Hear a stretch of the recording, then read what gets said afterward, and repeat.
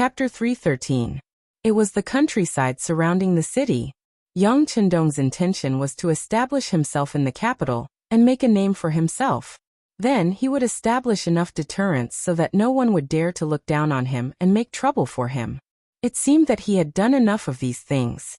Whether it was defeating the Walla army, beating up the Japanese envoy, or bombarding Haging Street, no one would dare to try anything behind his back. Since it was stable, then what he had done was more or less done. If he were a little more forceful, he would have to confront the imperial power, and the consequences would be unpredictable. At the very least, Yang Chendong, who lacked military power and influence, had not thought about what to do in the capital. In the society of the time, news spread very slowly. The Ming Dynasty was still very powerful, and the imperial power still had a deep influence. Changing all of this was not something that could be done in a single day. It was said that heroes were born in troubled times. In the face of the great Ming Dynasty, which was not in chaos, many people would find it difficult to do much even if they had all the strength in their bodies. Logically speaking, Yang Chendong could have become a wealthy man in a peaceful world. With his ability and influence, he was completely capable of doing this. After all, no one could hold such an important position in the hearts of both Zhu Qiyu and Qi Zhen. But since he had come to this world and knew what would happen in the future, Yang Chendong did not want to see his descendants being bullied and trampled on by foreigners. He wanted the health of his descendants, the moment when the Han people reached the apex of the world. With such a grand dream, how difficult would it be to put it into practice? In the future, even if one was rich enough to rival an entire country, it would still be impossible to achieve this goal. With the development of communications and the binding of interests, every action of any country was equivalent to living under a magnifying glass. If any country wanted to do something out of line, they would become the enemy of the world. Any country that was too strong could be labeled as a hegemon. But this was not the case now. With the lack of information, there were even cases where people did not know of each other's existence. Even if they did know, it was very difficult to understand the situation, and it could be called a complete darkness. At this moment, if a force or country suddenly rose up, it would be very difficult for others to join forces to resist. This was an opportunity. With these thoughts in mind, Yang Chendong boarded the carriage and returned to the Yang Manor. The task of cleaning up Blackwell Street was handed over to Sun Pa, one of the commanders of the Warden's Office of the Five Cities, and Wang Bo, the deputy of the Supreme Court. There should not be any problems. The next step was to calculate the results of the battle, and then how to make the data look better. Anyone with a little brain would know what to do. For Yang Chendong, this operation was more of a deterrent, a timely show of the tiger's fangs to warn some people. As for how Zhu Qiyu, who had begun to counterattack because of this matter, would change the defense, he would just treat it as a big show to watch. In any case, no matter who it was, he believed that they wouldn't touch him unless they had absolute confidence. Of course, he did it on purpose this time. He wanted to find an excuse for himself and for Zhu Qiyu. He believed that when the right time came, he would be able to grasp it. Before the opportunity appeared, Yang Chendong still focused on the Yang Academy. If everything went well, he would probably leave the capital for a period of time. Before that, how to train the first batch of students was a must. Just like a tiger patrolling the mountains, Yang Chendong returned to the Yang family manor after showing off his prowess. From all kinds of information, it seemed that he was once again the head of the academy with only a few dozen students. When this news spread, many of the important officials were puzzled. Among the officials of the great Ming Dynasty, Yang Chendong was definitely an exception and a different existence. Only the Confucian school was respected, so the status of scholars and learned people was far higher than the other common people, merchants, craftsmen, and soldiers. Under the policy of using literature to suppress force, the status of scholars in society was even higher. They seemed to be able to casually point out the country and make judgments about the affairs of the world. Coupled with the fact that they were from the same sect, it was easier for them to band together. This led to the situation where the scholar officials and the emperor ruled the world. Yang Chendong was the descendant of Yang Rong, the son of the three Yangs. Even if he didn't know anything with his status, he wouldn't have a bad life. As long as he had a little ability, he would be able to sit high in the imperial court. It was even possible for him to repeat the past glory of the Yang clan. This was the so-called good birth. However, Yang Chendong had a good birth and was extremely capable. He had even made great contributions, and was greatly indebted to both the northern and southern emperors of the great Ming dynasty. If such a person were to sit high in the imperial court, he would be a symbol of a boundless future. Once he had enough experience, it was not impossible for him to become an important official, or even a powerful official. It could be said that his future was bright, but he showed that he was uninterested in the imperial court. All he cared about every day was doing business and teaching students. He didn't teach orthodox Confucianism, nor did he teach the Analects of Confucius, the 4 books, or the 5 classics. Instead, he included magic, chemistry, physics, geography, and other things that were called unorthodox at that time. Under the rule of Confucianism, the status of merchants was very low. Even if you were rich, even very rich, if you didn't have enough background, everything you had would become a gift to others. This was the reason why many famous merchants would still be very respectful when facing aristocratic families who were far less wealthy than them. However, it was this business that wasn't recognized by mainstream society that Yang Chendong was willing to dive into and play with. Doing business, teaching unorthodox methods, all these actions really gave people a feeling of not doing proper work. This was what made the important officials and even the acting sect master, Zhu Qizhen, unable to understand. Sometimes, the emperor who had stolen his brother's throne couldn't help but wonder what the Duke of Loyalty and Courage that he had bestowed upon him actually wanted. Was he really uninterested in the imperial court? If that was the case, wasn't his targeting a little too excessive? Wasn't he being too sensitive? If even the emperor was thinking this, the other officials were even less able to understand. As the one being suspected, Yang Chendong didn't seem to care about what others thought. After returning to the academy, he became a serious and solemn teacher, diligently teaching his students. His 4 wives and concubines continued to enter the capital that morning. Those who were practicing in the immortal abode, and those who were taking in the women on the streets were still doing so. It was as if they were completely unaffected by the bombardment, as if the incident at Blackwell Street had never happened. It was precisely this seemingly ordinary behavior that left everyone scratching their heads in confusion. After thinking about it for a while, everyone turned their attention back to their own matters. Although the bombardment in the middle of the night was still there, it was only aimed at Blackwell Street. Since it didn't have anything to do with them, they naturally went back to what they were doing. Only a few people with deep foresight could vaguely see that this young Duke of Great Ming's loyal and courageous actions were all practical matters. Developing commerce was accumulating money. Yang Bao was controlling public opinion. The immortal abode was expanding its influence. The Yang clan's bank was hoarding money, and even the Yang clan's academy was teaching pragmatism. It was just that the majority of people couldn't see it clearly. But regardless, the storm gradually calmed down. Some of the officials who had thought that something major was about to happen breathed a sigh of relief. More attention was placed on the matter of changing the guard of the army. When it came to the mobilization of hundreds of thousands of troops, there were a lot of things that needed to be done. A lot of money needed to be spent, and there were also a lot of empty seats. How to curry favor with them and get what they wanted was what the officials should consider and do. With Zhu Qiyu's approval and powerful officials like Shi Heng and Yiming taking charge, the matter of changing the guard of the army began to unfold with great vigor. Squad after squad of soldiers walked out of the capital, and squad after squad of soldiers entered the capital in an orderly fashion. This display of the Great Ming's military strength allowed even more officials and nobles to relax and enjoy their lives. But in the wake of all this, countless families had been destroyed, and countless people had been lost.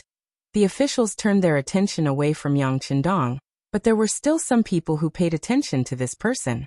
In an unremarkable Chengshan in the capital, in the dimly lit backyard, a tall man was standing there, listening to a man whose eyes occasionally flashed with killing intent.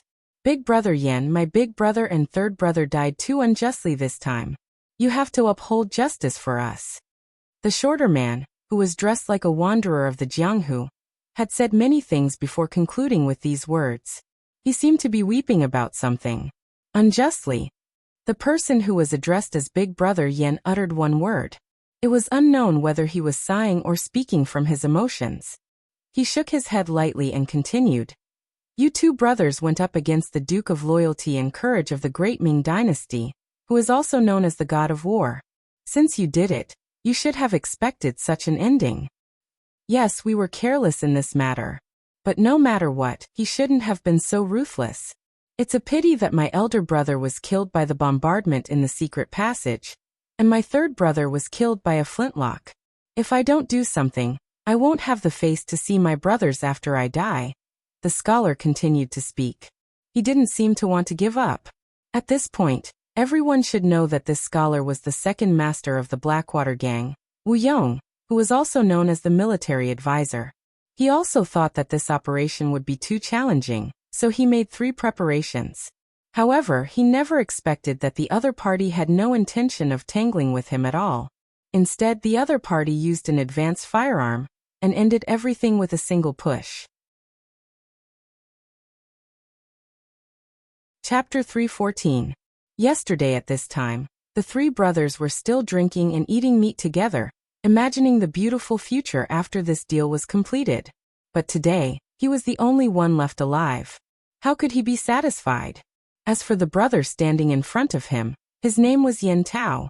He had always had a good relationship with the boss of the Blackwater gang, Hu Huaihai. It was said that boss who had saved his life before. Now this person had an identity that could not be ignored. He was the chief arrester of the Ministry of Justice. The arrester was the so-called criminal police of the Public Security Bureau. Usually, such a person was not only good at fighting, but also very smart. And to be able to stand out in this team and become the chief arrester, it could be seen how good his fighting skills and wisdom were. Even in this environment where officials and nobles gathered in the capital, the identity of the chief arrester of the Ministry of Justice was also well known and could not be ignored. It was precisely because of his power that Wu Yong found Yen Tao after escaping from the attack of the Wolf's Fang to avenge his brothers. Of course, this time his opponent was Yang Chendong. Wu Yong knew that it was not realistic to only rely on the previous kindness to persuade him. So when he asked Yen Tao to come out, he also made another preparation, which was to give him a big gift. In this world, living was nothing more than living for nothing more than a mouth. Under this condition, how to live a better life, more face, and more status would become a higher level of pursuit. People like Yen Tao naturally had face and even some power. But because of the importance of his position, there were many people who had their eyes on him. There were not many ways to live a more luxurious life in terms of money. Wu Yong saw this point, and this time, he used it as a breakthrough point. Seeing that Yen Tao did not agree to avenge his elder brother and third brother, he gritted his teeth and said, Big Brother Yen, as long as you can avenge my elder brother and younger brother, the Blackwater gang is willing to give you all the benefits that we have accumulated over the years. Hearing the benefits, Yen Tao seemed to be confused, but the fast twitching of the corner of his eyes was still noticed by the clever Wu Yong. That's right. It's the gold and silver that we've plundered over the years. Adding it all together, it's about 800,000 taels. As long as we can take revenge, all of this will belong to Brother Yen. 800,000 taels was undoubtedly a huge sum of money. Although Yen Tao was one of the chief constables of the Ministry of Justice, and people often gave him gifts, it was still a lot less than this amount. No one would be moved by it. On the other side, Wu Yong had already used his trump card. Naturally, he wouldn't stop there.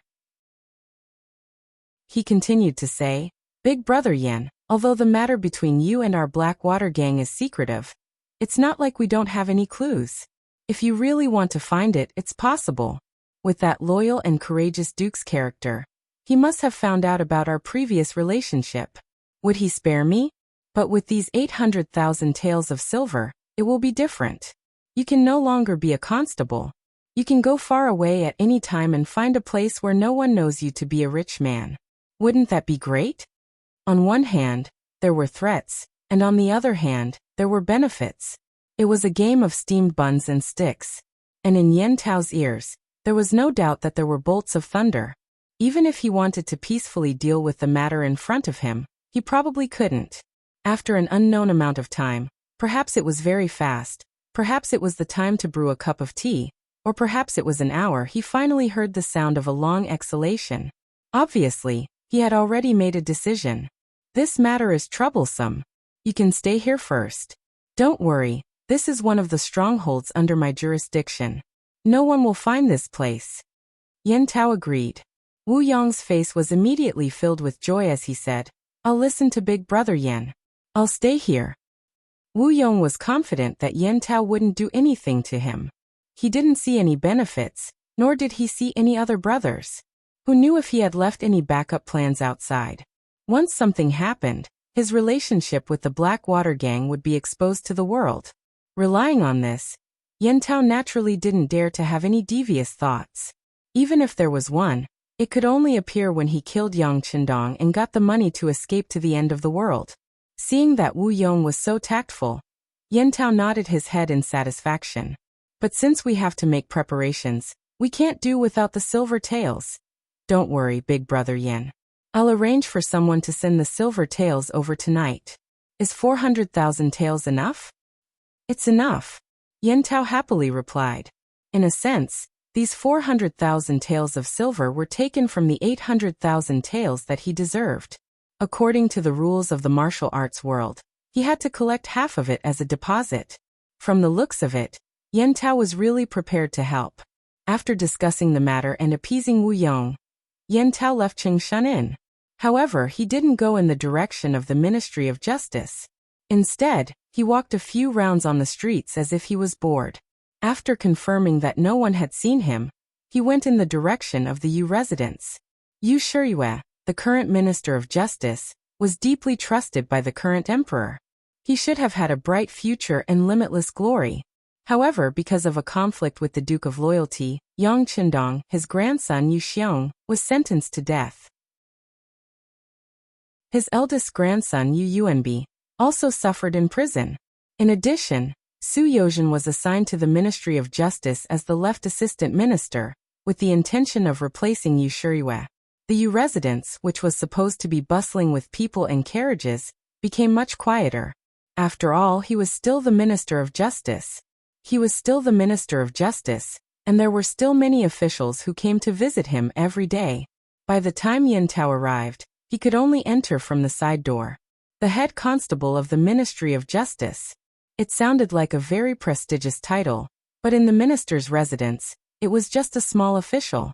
If Yan Tao wasn't someone who was promoted by Yu Shiyue and had come to the Yu residence before, and the gatekeeper knew him, it would be difficult for him to enter through the side door. Even if he entered the Yu residence, he might not be able to see the minister. He came to a slightly remote side hall and waited for more than 2 hours. After drinking a few pots of tea, he finally heard the sound of footsteps outside the door. Master is receiving guests in the front hall. Please wait a moment, Constable Yan. The Yu residence steward who was in charge of leading him said with a formal smile. Okay. Yan Tao knew that the steward was just being polite on the surface. Regardless of whether the minister was really receiving guests or not, if someone of his status wanted to see the minister, it was necessary to wait a little longer. This was the place where he could show his prestige. Speaking of which, Yan Tao's skills were not bad. Even in the Jianghu, he was quite famous. It was not an exaggeration to call him a first-class master. However, under the environment that emphasized culture and suppressed martial arts, not to mention a constable with good skills, even a general who killed on the battlefield would not have any status in the minister's residence. This was the rule under the influence of the Confucian school.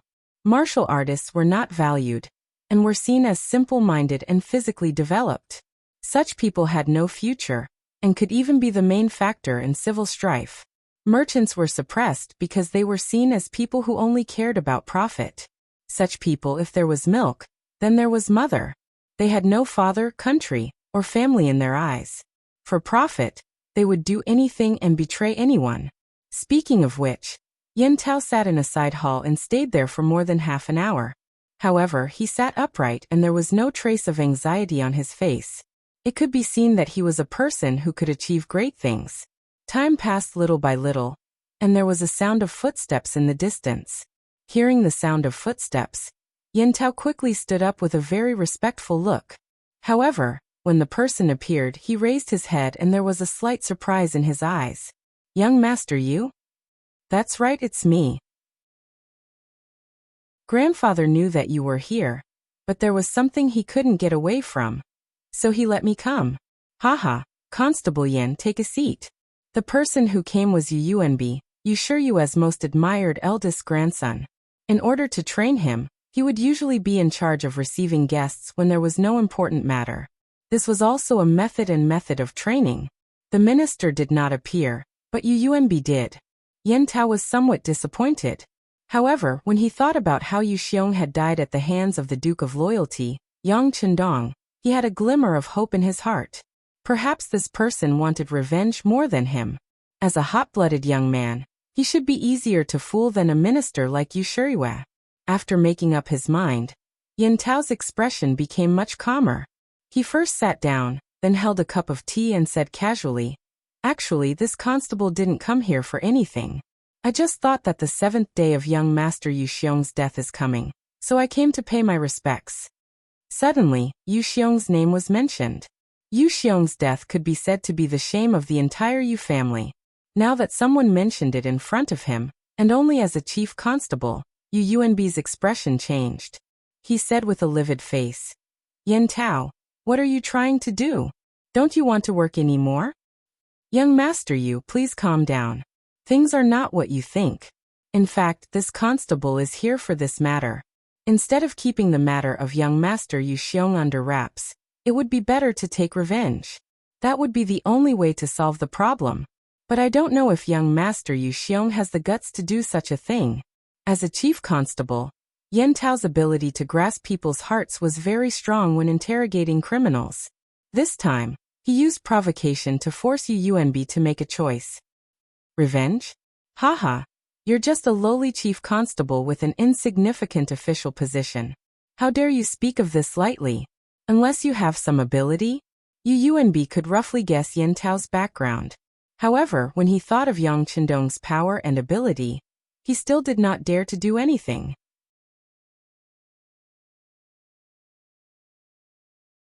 Chapter 315. Just as young Master Yu said, this constable does have some ability. At least I still have some useful people in my hands. After saying all this with a smile on his face, Yin Tao suddenly leaned forward and said a name from his mouth. It was Wu Yang's name. The Blackwater gang had been wiped out overnight. Only the second in command, Wu Yong, had escaped. Now that they were in the middle of a large-scale manhunt, any smart person would be able to guess why Yin Tao suddenly mentioned this person. Oh, Yu Yuanbi's expression instantly lit up. He finally knew why Yin Tao had come to find him. He really did have some confidence. Just as Yu Yuanbi was thinking, Yin Tao's voice sounded in his ear again. If the matter is done well, we can naturally take revenge. Even if it isn't done well, it has nothing to do with us. We won't lose anything. Besides, as long as the plan is well thought out, there shouldn't be any accidents in a surprise attack. After all, humans have flaws. Humans are made of flesh and blood. Swords and spears can take lives. Not bad, not bad. Yu Yuanbi laughed loudly, then pointed to the teacup on the table and said, "Big brother Yin, please have some tea." Yu Yuanbi had changed the way he addressed Yin Tao from Constable Yin to Big Brother Yin. This was his way of expressing their closeness, and it also meant that he would support the other party. How could Yin Tao not feel it? He immediately laughed and drank from the teacup. "Good, let's have some tea together. Speaking of which, the tea in the minister's residence is really good. Haha, if Big Brother Yin likes it, you can bring some back later," Yu Yuanbi said with a face full of enthusiasm. After that, the two of them lowered their heads and conspired for a long time. When Yin Tao left satisfied, he went straight to his grandfather's study. Yu Yuanbi had made the decision on his own, and agreed to cooperate with Yin Tao. This wasn't a whim, but because he knew that if the Yu family wanted to develop, Yang Chendong, this stumbling block, had to be kicked away. Otherwise, if they couldn't even protect themselves, how could they talk about spreading their name? After understanding all this, he predicted that even if his grandfather knew about this matter, he wouldn't object. Sure enough, he entered the study and explained to Yu Shiyue why Yin Tao came. The Minister of Justice was silent for a while before nodding. Do things secretly. However, since we're going to make a move, we can't give the other party the slightest chance. You should also go and make some arrangements. If the time is right, you can add a stab. In short, it's fine if you don't make a move, but if you do, it must be a thunderous method. He never thought that his grandfather would put everything on the line and ask him to do it himself. UUMB couldn't help but say excitedly, "Grandfather, don't worry. I'll make the arrangements right away. As long as there's a chance, I'll definitely make him suffer the pain of having his heart pierced by thousands of arrows." The reason why Yu Shuriwa was so ruthless was naturally because the situation in the imperial court was already pressuring him. Especially after Su Yozhin became the left assistant minister of the Ministry of Justice. This person wantonly bought people's hearts and had already begun to shake his authority in the Ministry of Justice. If he couldn't deal with the foreign enemy Yang Qindong, it wouldn't be long before his position as Minister of Justice would be useless. Since there was no way out, he could only take the initiative to attack. Yen Tao's arrival was no doubt tantamount to giving him a chance to make a move. Although there were risks, but wealth was originally sought in the midst of danger. How could one achieve great things without being ruthless?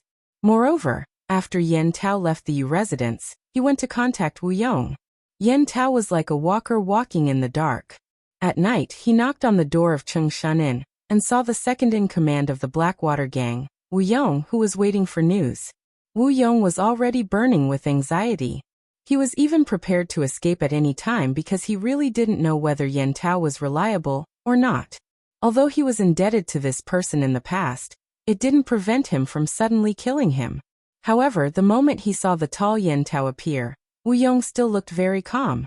At least on the surface, there wasn't the slightest hint of fear or terror. To be able to become one of the 4 chief constables of the Ministry of Justice, Yen Tao was not only skilled in martial arts, but also unusually quick-witted. He might have thought of something long ago, but just didn't want to say it. Tonight he came here for business. He went to the home of the Minister of the Ministry of Justice and gained a lot. This time he came here to tell him part of his plan. "Second Master Wu, I've decided to help you. Here's a list of materials. They are all bloody men in the Green Forest. They only recognize money and not people. How to persuade them to help you? You just have to work hard. But remember, if there is no accident, there will be an opportunity in a few days. Whether you can seize it or not depends on you." After putting down the information on the mercenaries in the capital, Yen Tao stayed for a while longer before leaving. He knew of Wu Yong's abilities, and he was confident that he would have no problem recruiting these men to work for him for the time being. As for the people in the materials, in fact, they were some bandits with names in the Ministry of Justice. Some of them even had bloody cases. Such people were the so-called scum of society. However, it was undeniable that these people had a clean background. Even if someone wanted to use them, it would only be a temporary exchange of power and money. No one would support them. This way, it could be guaranteed that when they were used, the news would not be leaked out quickly. Moreover, with Wu Yong's intelligence, he would not make things too clear. As long as he paid, he would let these people work for him. As for who he killed, those people would not know until the last moment. In a few days, Wu Yong should be able to do this. As the local boss of the underworld in the capital and the former second-in-command of the Blackwater gang, his ability should not be underestimated. In 1451 AD, the second year of Jingtai of the Ming Dynasty, the Miao people's uprising began. Huiming and Huiming were the princes of the Minzhuang king Zhu Yuanzhang, the 18th son of Zhu Yuanzhang. In the first year of Jingtai, 1450, Zhu Yuanzhang died, followed by Huiming. Huiming, the king of Guangdong, was brave and strong. His family, Duan Yuhang, was favored by the king because of his excellent skills. Later, Yu Libin said that Huiming was abnormal and should be the ruler of the world. Thus, Huiming started a rebellion. He made a fake imperial edict and sent Duan Yuhang, Meng Neng, and Chen Tianxing to the Miao people's territory. He used silver seals and gold coins to lure the Miao people to attack Wugong. After the Ming dynasty's southern emperor, Zhu Qizhen, heard the news, he sent the governor of Huguang, Wang Lai, and the chief military officer, Liang Luo, to suppress the rebellion. After Zhu Qizhan went through the Tumu incident, his personality became more gloomy and his methods became more ruthless. After he gained a foothold in the original capital of Nanjing, he began to reform the governance of officials and started to train soldiers. Courage after knowing shame. Because of his experience, Zhu Qizhan knew that the so-called under one, above all, under the Ming Dynasty, and under the emperor's wisdom were all fake. Only a strong military force and an abundant national treasury would be the true core of the country. In order to achieve this goal, he issued a series of orders, and the entire South began to expand the source of soldiers. Under the eyes of many, soldiers were forcefully arresting strong men, causing the originally rich South to be in a mess. Who knew how many families were torn apart because of this? Because of this, some scholars openly expressed their opposition. Some even said that this was clearly militaristic and not the way of a saint.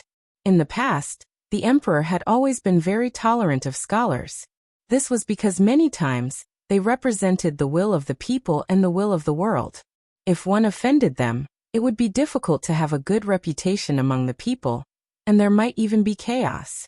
However, Zhu Qizhan, who had a goal in mind, was ruthless this time. Any scholar who dared to talk about national affairs, especially those who criticized his actions, were all arrested. He did not hesitate to become enemies with some scholars, because he wanted to restore the glory of the great Ming Dynasty. He wanted to unify the north and south of the great Ming Dynasty. He wanted to wash away the shame of his past. He wanted to be a wise ruler of a generation, a ruler of prosperity. In order to achieve his goal, he would do anything. It was also because of this that many scholars were implicated. Although some aristocratic families were still deeply rooted, and were not implicated by this matter, they still had their own opinions. At this time, after King Minzhuang succeeded the throne, he declared that the people of the world should be ruled by the people of the world. He declared that he wanted to become the ruler of the world. The difference between here and in history was that the Miao tribe leader Yang Wenba supported his actions. The reason was simple. Previously, when Zhu Qizhan recruited soldiers, he caused a lot of trouble in the south, which made Yang Wenba hate him. In addition, Zhu Qizhan was no longer the only ruler of the great Ming Dynasty. In the north, there was still the existence of the substitute Zhu Qiyu, who was enough to compete with Zhu Qizhan. This greatly weakened Zhu Qizhan's strength. Therefore, Yang Wenba made a decision that was different from history. He supported the king of Minzhuang instead. With Yang Wenba's support, King Min's strength increased greatly. Wugong, which was located in the southwest of Hunan province, was broken through in 3 days. After winning the first battle and taking down King Min's emblem, he finally gained the recognition of some aristocratic families. After receiving some support in terms of gold, silver, and grain, his power increased. He had the potential to become the king of the south. When King Min's matter came out, Zhu Qizhan naturally flew into a rage.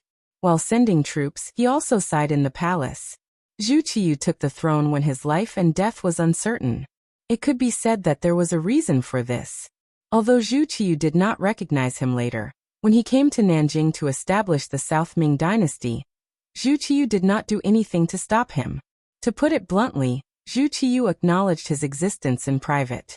On the surface, Zhu Qiyu still called him King Yu. This was something that could not be helped. However, who was Zhu Huizhen? He was just a small descendant of King Minzhuang. How dare he call himself a king? This was touching his reverse scale. Even if there was internal friction, he would not let him make a big deal out of it. In the palace, Zhu Qizhan was not in a good mood. He was so tired that Empress Qian was also in a bad mood.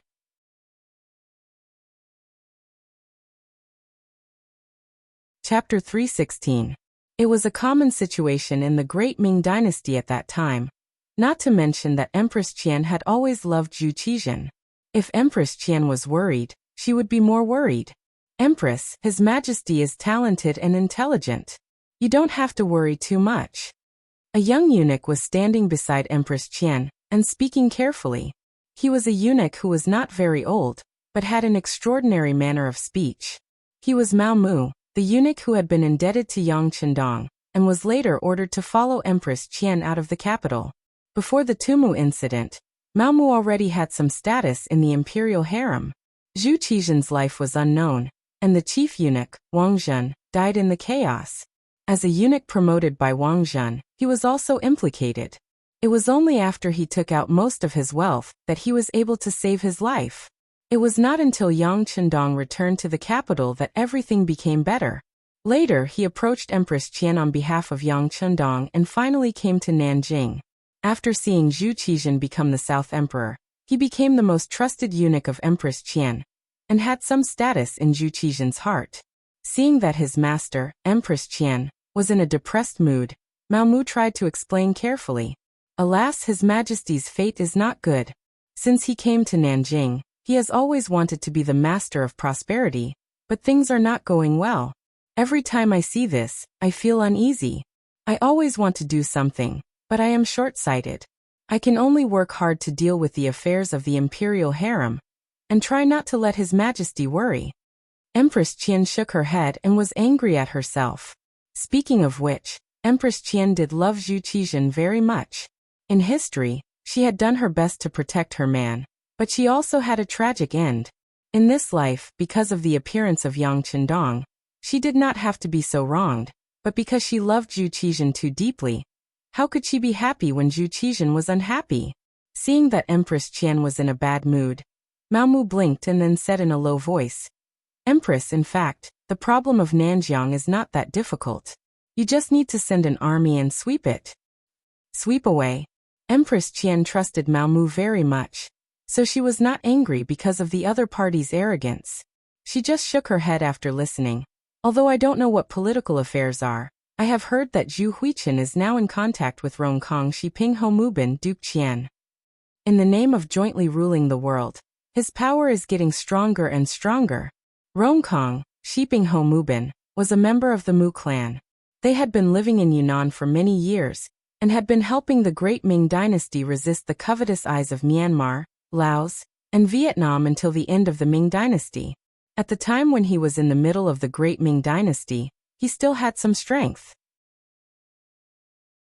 If he cooperated with Zhu Huihua, it would undoubtedly be like a heavy hammer smashing toward Zhu Qiyu.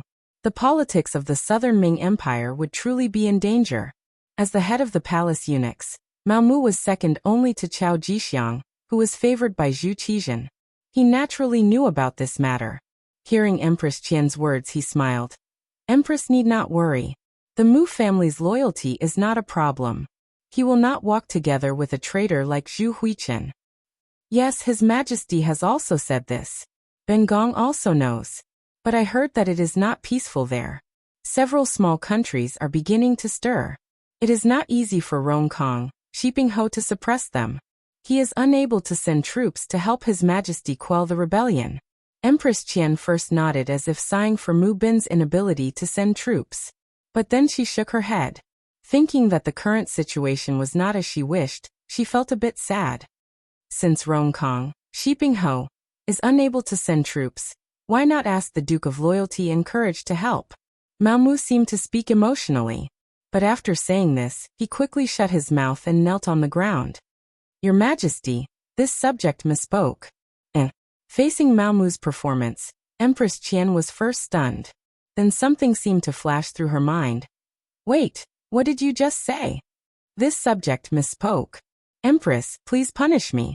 At this moment, Mao Mu lowered his head deeply, looking like he had done something wrong. Mao Mu's actions were indeed too much. How could he, a eunuch, talk about national affairs at any time? The aftermath of Wang Zhen's intimidation of the government was not over. Based on what he said just now, even if he had to be convicted, it would not be too much. Empress Qian did not think so much. She was only thinking about Zhu Qizhen. She did not intend to pursue Mao Mu's unintentional words. On the contrary, when the title of the Duke of Loyalty and Courage came out, the young man who saved her from the palace flashed through her mind. For some reason, she seemed to see a light in her originally gloomy heart. He? Empress Qian seemed to be talking to herself, but also seemed to be asking Mao Mu in front of her. Mao Mu's head was originally lowered, but his eyes were constantly moving. He knew his identity. He was a spy arranged by Yang Chendong around Zhu Qizhen. When something big happened here, he could ensure that he could get accurate information at the first time. This time, the Security Bureau, which rarely contacted him, directly found him and said that the sixth young master was preparing to go south. They asked him to coordinate and find an opportunity to command troops. Since he took the job, he had to do it. Originally, Mao Mu did not know how to ask. Using Zhu Huihua's matter, he found a breakthrough. Seeing that Empress Qian seemed to be moved, he tried to answer carefully. Your Highness, this subject thinks it should be possible. After all, when the emperor was in trouble, he did a lot. Now that the army is in chaos, if the Duke of Loyalty and Courage can come, it should not be a big problem. He has the title of Army God. Army God? Yes, this empress has heard of him. But he is now in the capital in the north. Will he come here to help the emperor? Empress Qian asked uncertainly. Whether he will or not, we have to try. After all, he is a subject of the great Ming, the Duke of Loyalty and Courage. Now that the army in the Walla in the north has retreated for a long time, presumably the Duke of Loyalty and Courage will not be of much use there. Mao Mu was still speaking carefully, but the speed of his speech was getting faster and faster, and his mind was getting more agile. Yes, we can try, Empress Qian muttered to herself, and then suddenly stood up as if she thought of something. At this moment, the helpless look on her face was completely different from before. It was as if she had suddenly found a good way.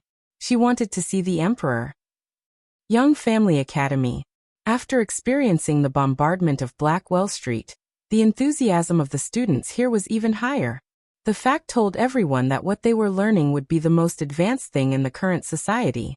Thinking about how the Mountainhead science could create such a huge commotion, and how it could be so lethal, everyone's learning was no longer supervised by others. They all took the initiative to learn. Because of her identity, and because she was a girl, Junko did not get the opportunity to go to Blackwell Street to observe. But from the mouths of other students, she still learned what happened that night. Although the students had different descriptions of the cannons, there was one thing that couldn't be wrong, and that was the power of the cannons. They could kill people as if they were weeds. Thinking that if such a thing could be used by her father, then the situation in Japan might be better. Her father would no longer be a puppet, and he would have real power, and then lead Japan into a stage of rapid development. After having such thoughts in her heart, Junko could no longer calm down. She began to have ideas about Yang Qindong. Junko's Chinese was barely passable, but in terms of learning, she naturally could not be compared with the students of the great Ming Dynasty. After all, her foundation was not solid, but fortunately, she had a shortcut, and that was to directly find the owner of this advanced artillery, Yang Qindong. After having this idea and thinking about the benefits she could give, Junko saw that Yang Qindong was about to leave after the class, so she trotted all the way to catch up with him.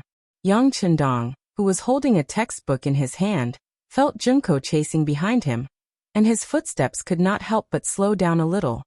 Mountainhead, wait a minute. His footsteps paused slightly. Yang Qindong looked back with a faint smile on his face. Junko, what's the hurry? Mountainhead, no. Zhongdan-kun, I have something to discuss with you. Junko thought that when talking about business, it was better not to talk about it with the relationship between a student and a teacher. Oh. Seeing that Junko was so formal, Yang Qindong nodded slightly and said, Then let's talk while walking. The path leading to the inner courtyard of Yang Village, one tall and one short. A man and a woman slowly walked under the afterglow of the setting sun. Zhongdan-kun, I heard about the bombardment of Kurajing Street. I want to buy those artillery. Name a price, no matter how much money it is, I can find a way to get it. Junko's voice was filled with great determination. She had known Yang Qindong for a long time, and she knew that he did not like to beat around the bush, so she simply went straight to the point. Buy artillery? Yang Qindong was stunned for a moment before he shook his head. I'm sorry, I borrowed the cannon. The implication was that the artillery was not his. Junko naturally knew a little about this. She knew that there were powerful mercenaries behind this Zhongdan-kun. Presumably, those artillery should be in the hands of those mercenaries. But even though she knew this, Junko still put her hope on Yang Qindong. Lord Zhongdan, Junko knows your relationship with the mercenaries. Can you negotiate with them to sell me 2 cannons? If you can't, just 1 is fine too. How much money do you want? We can discuss it. Junko wanted to transport the artillery back to Japan, then bombard the general's residence, just like how they bombarded Kyurajing Street, razing it to the ground. In this way, the general and his aides would die under the artillery, and his subordinates would be like a group of dragons without a leader.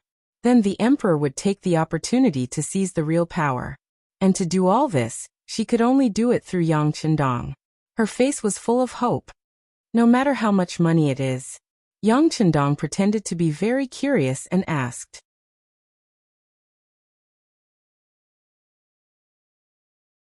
Chapter 317.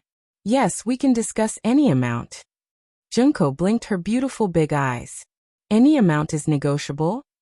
Yang Chendong repeated this sentence and saw the sincerity in the other party's eyes. He couldn't help but smile and said, "But do you know that when I wanted to buy 1, the other party asked for 10 million taels? 10 million taels. Hiss. After hearing the price, a look of shock flashed across Junko Yu's face, followed by hesitation and confusion. Haha. Yang Chendong couldn't help but laugh after seeing her reaction. He turned and left. He knew that Junko had to think about some things carefully before coming to a decision. He couldn't push her too hard at this moment. As a person of the future, Yang Chendong naturally didn't have a good impression of Japan. If possible, he would bring Lung Feng over. Rather than say that he was going to reform them, it was better to swallow them whole. It would be more satisfying to rule the world. However, although Lung Feng's development was going smoothly, it was still very difficult to reach a certain scale due to the limitations of the environment, population, and wealth. Even if he was in the capital, he could only do things to intimidate others. He couldn't really overthrow them. Where would he find the time and effort to do anything to Japan? He wasn't strong enough, but that didn't mean that he couldn't do something first.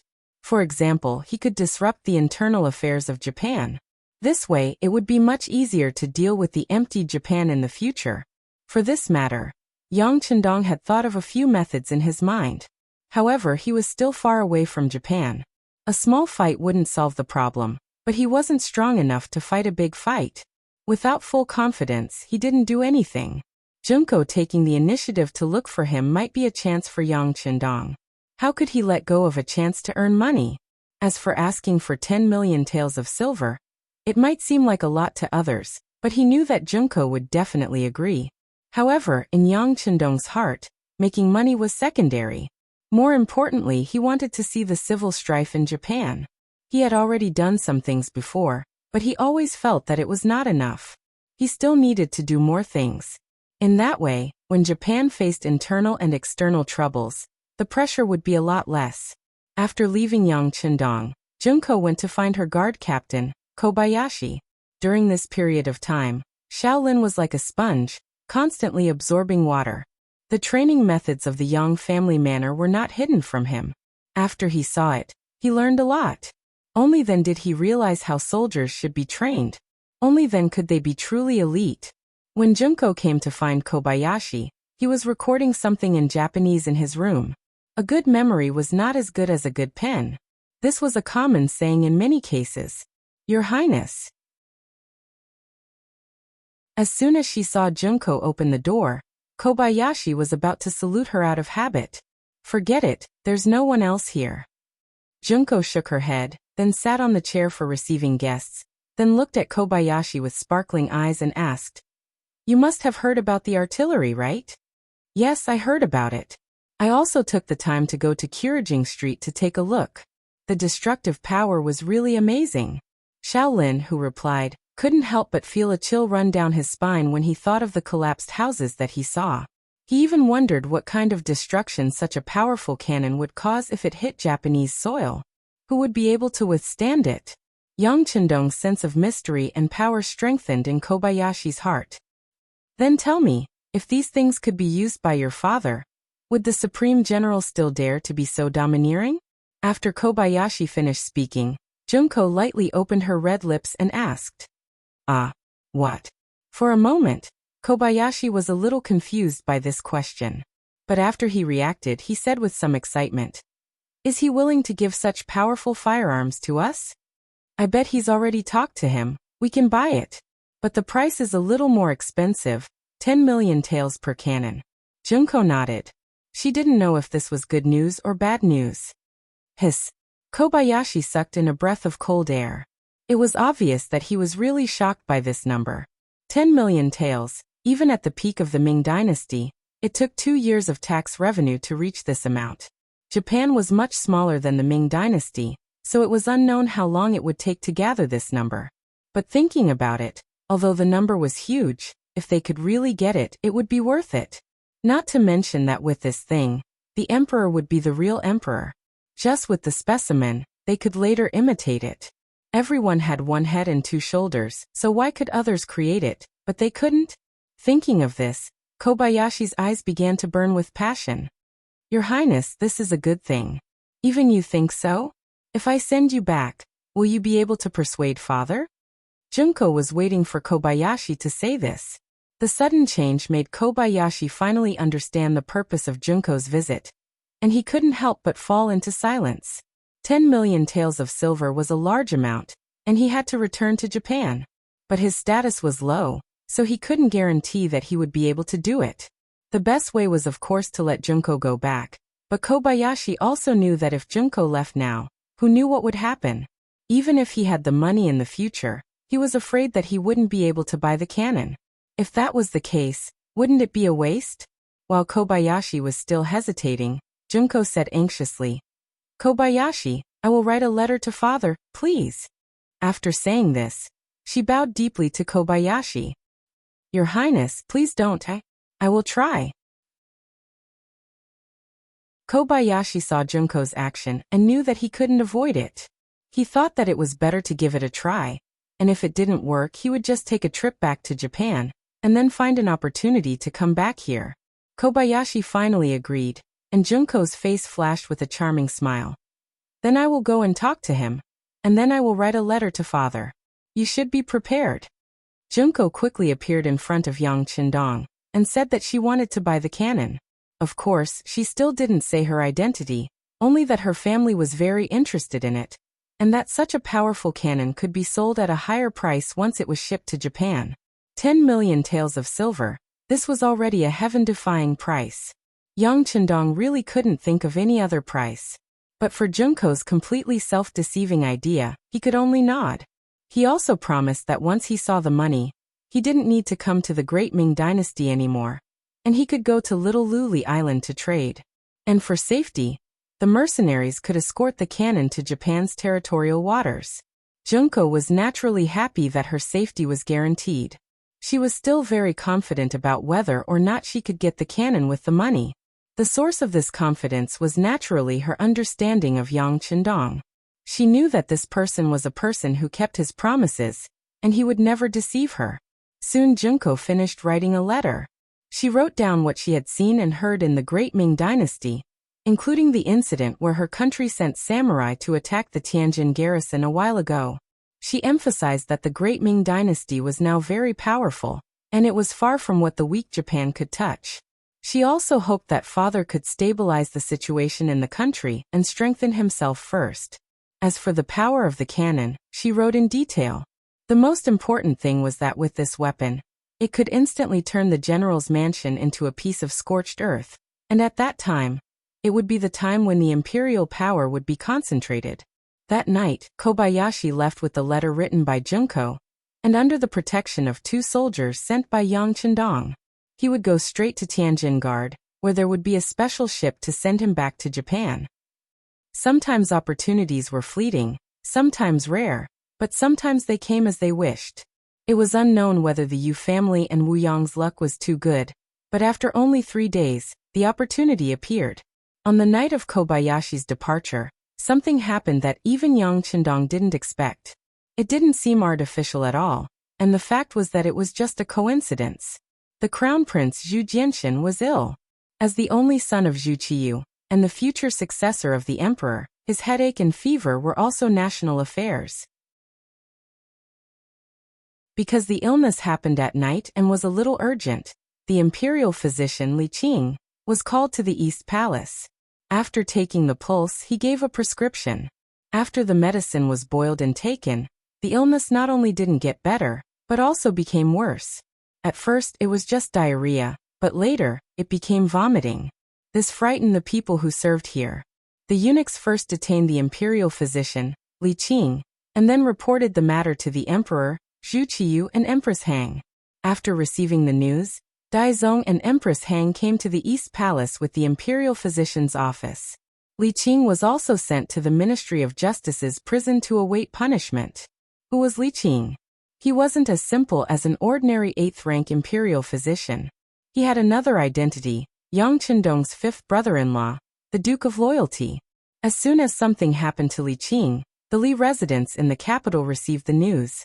5th sister Yang Chendong was even more anxious, and the first thing she thought of was her 6th brother, Yang Chendong. She hated that it was still dark, and the news couldn't be spread. As soon as the sky brightened, the security bureau in the city sent the news, saying that her 5th brother-in-law, Li Qing, was imprisoned in the Ministry of Justice's prison. It was said that he had injured the crown prince, Zhu Jianxian, but the details of the matter still needed to be investigated. Prepare the carriage, let's go to the capital. Yang Chendong's feelings for his 5th sister were still very good. He could guess that his 5th sister was probably very anxious at this time, so he decided to go to the capital personally to ask for an explanation.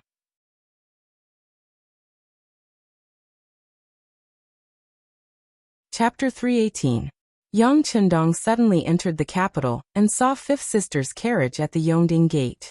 Immediately, Yang Chendong comforted 5th sister and asked her to return to the residence and wait. He would investigate everything and give her an explanation. With 6th brother taking action, Yang Li was naturally relieved.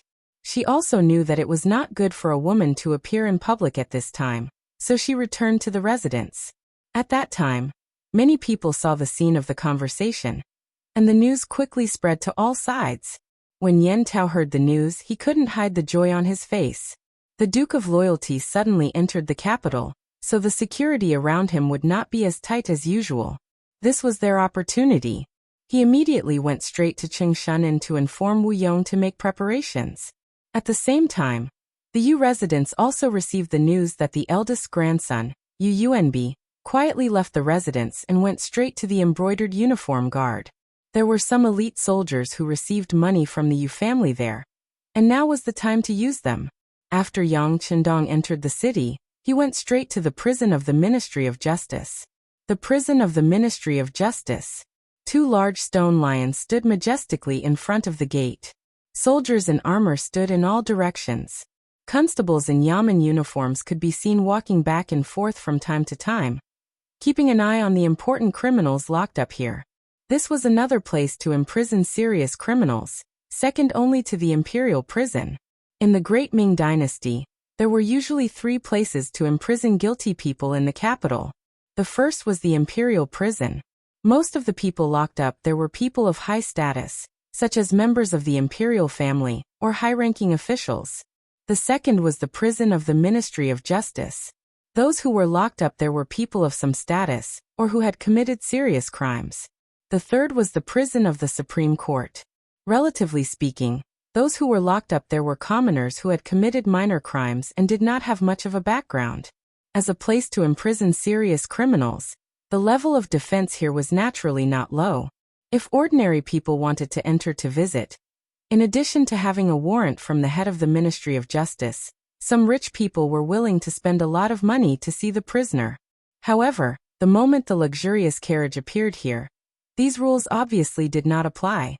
This was because the left assistant minister of the Ministry of Justice, Su Yozhen, had been waiting here for a long time. It wasn't Yang Chendong who gave him the order through the security bureau. It was all Su Yozhen's guess. Li Qing of the Imperial Academy of Medicine was the 5th brother-in-law of the Duke of Loyalty. Based on his understanding, it was impossible for the Duke to not show up. Her guess was correct. Su Yozhen couldn't help but heave a sigh of relief when she saw the one-of-a-kind luxurious carriage. What he was most worried about was that the loyal guild, who never suffered any losses, would forcefully break into the Ministry of Justice's prison. Moreover, This matter was related to the current crown prince. It was hard to predict what kind of consequences would arise. Fortunately, he still appeared here in advance. It seemed that some mistakes could be avoided. The carriage stopped and the curtain was opened by the accompanying tiger's mane. Yang Qindong appeared in front of the Ministry of Justice's prison. Su Yozhen, who was standing on the steps, quickly walked over and said, "This official greets the Duke of Loyalty and Courage. May I know why you are in such a hurry?" With his back facing the crowd, Su Yozhen faced Yang Qindong and tried his best to blink a few times, as if to remind him of something. Yang Qindong's face showed a trace of satisfaction at Su Yozhen's appearance. As expected of an important figure in history, his ability to grasp people's hearts was not low. Since the other party was standing here, it would be easier for him to do some things. So it is Assistant Minister Su. This duke wants to see Li Qing of the Imperial Academy of Medicine. Please make it convenient. Ah. This. Su Yozhen's face was somewhat bitter. He had already given him a hint. How could the High Duke still say such things? As if he knew what Su Yozhen was thinking, Yang Qindong actually laughed. Then he walked forward and closed the distance between them. At the same time, he said in a voice that only the two of them could hear, "I just want to understand the situation. I won't break into the prison and won't cause any trouble. Don't worry." When the voice reached Su Yozhen's ears, a trace of doubt appeared on his face. Was the Duke of Loyalty and Courage really going to be reasonable this time? Was he really going to take Li Qing away after seeing him? At this moment, he was somewhat doubtful. In fact, Su Yozhen was being too careful to measure the heart of a gentleman. Because of his military accomplishments and the fact that he had beaten up the Japanese envoy, it was easy for people to have preconceived notions. In fact, Yang Qindong had always been very reasonable. Since Yang Qindong said to be at ease, he must know the importance of this matter. As such, Su Yozhen could not say anything. In fact, even if the other party insisted on taking Li Qing away, there was not much he could do to stop him. Su Yozhen agreed. With the second-in-command of the Ministry of Justice's left assistant minister following him, the path to the Ministry of Justice's prison was naturally smooth. Soon, they saw Li Qing, who was in a solitary cell.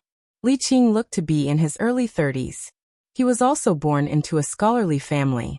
Because he was extremely passionate about medicine, he had studied it from a young age.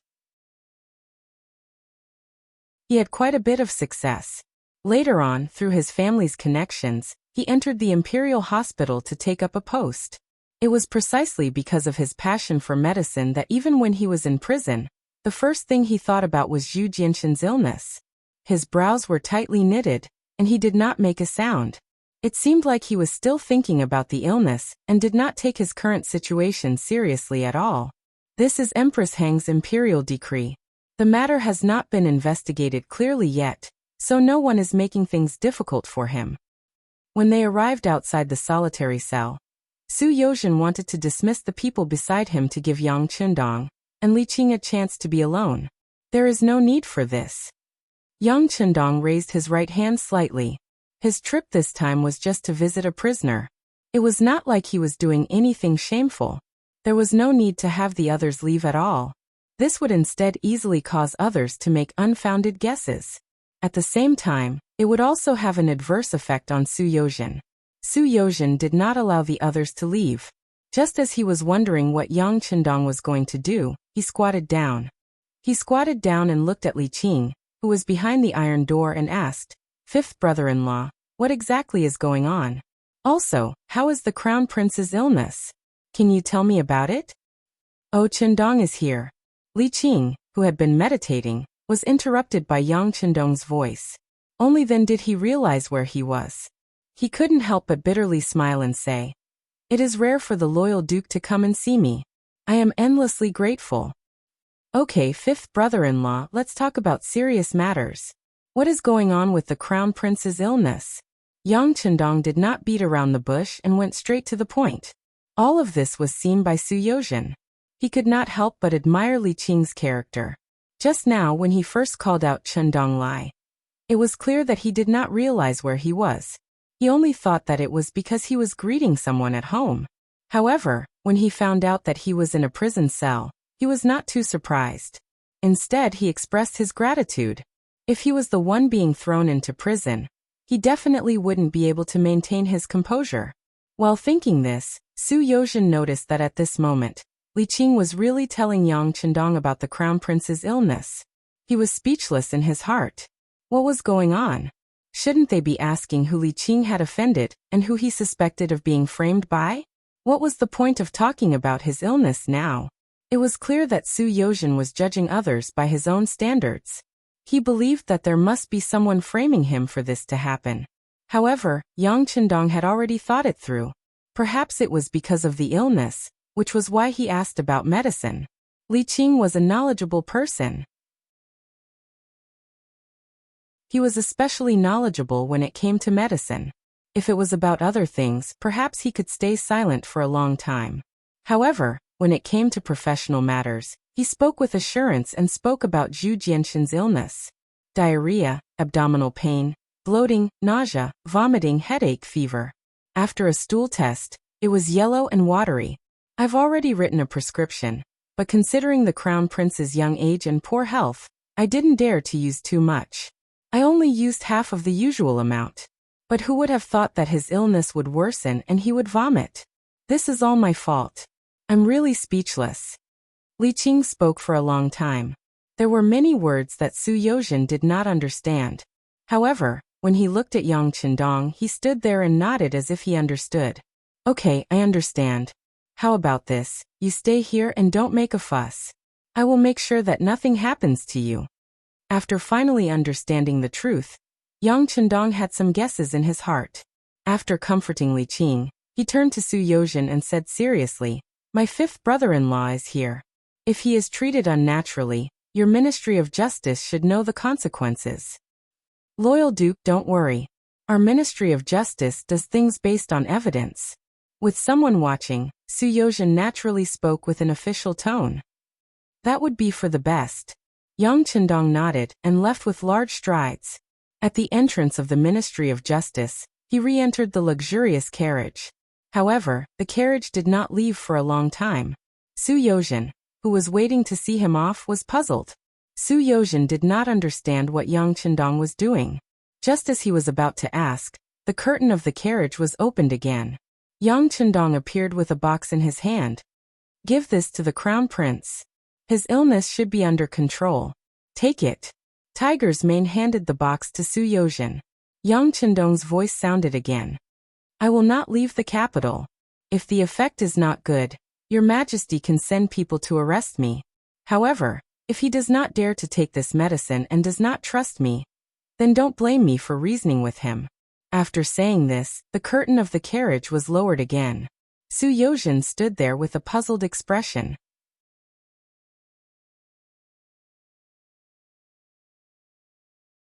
Chapter 319.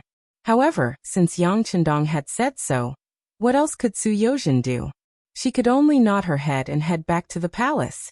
In the carriage, Yang Chendong sighed.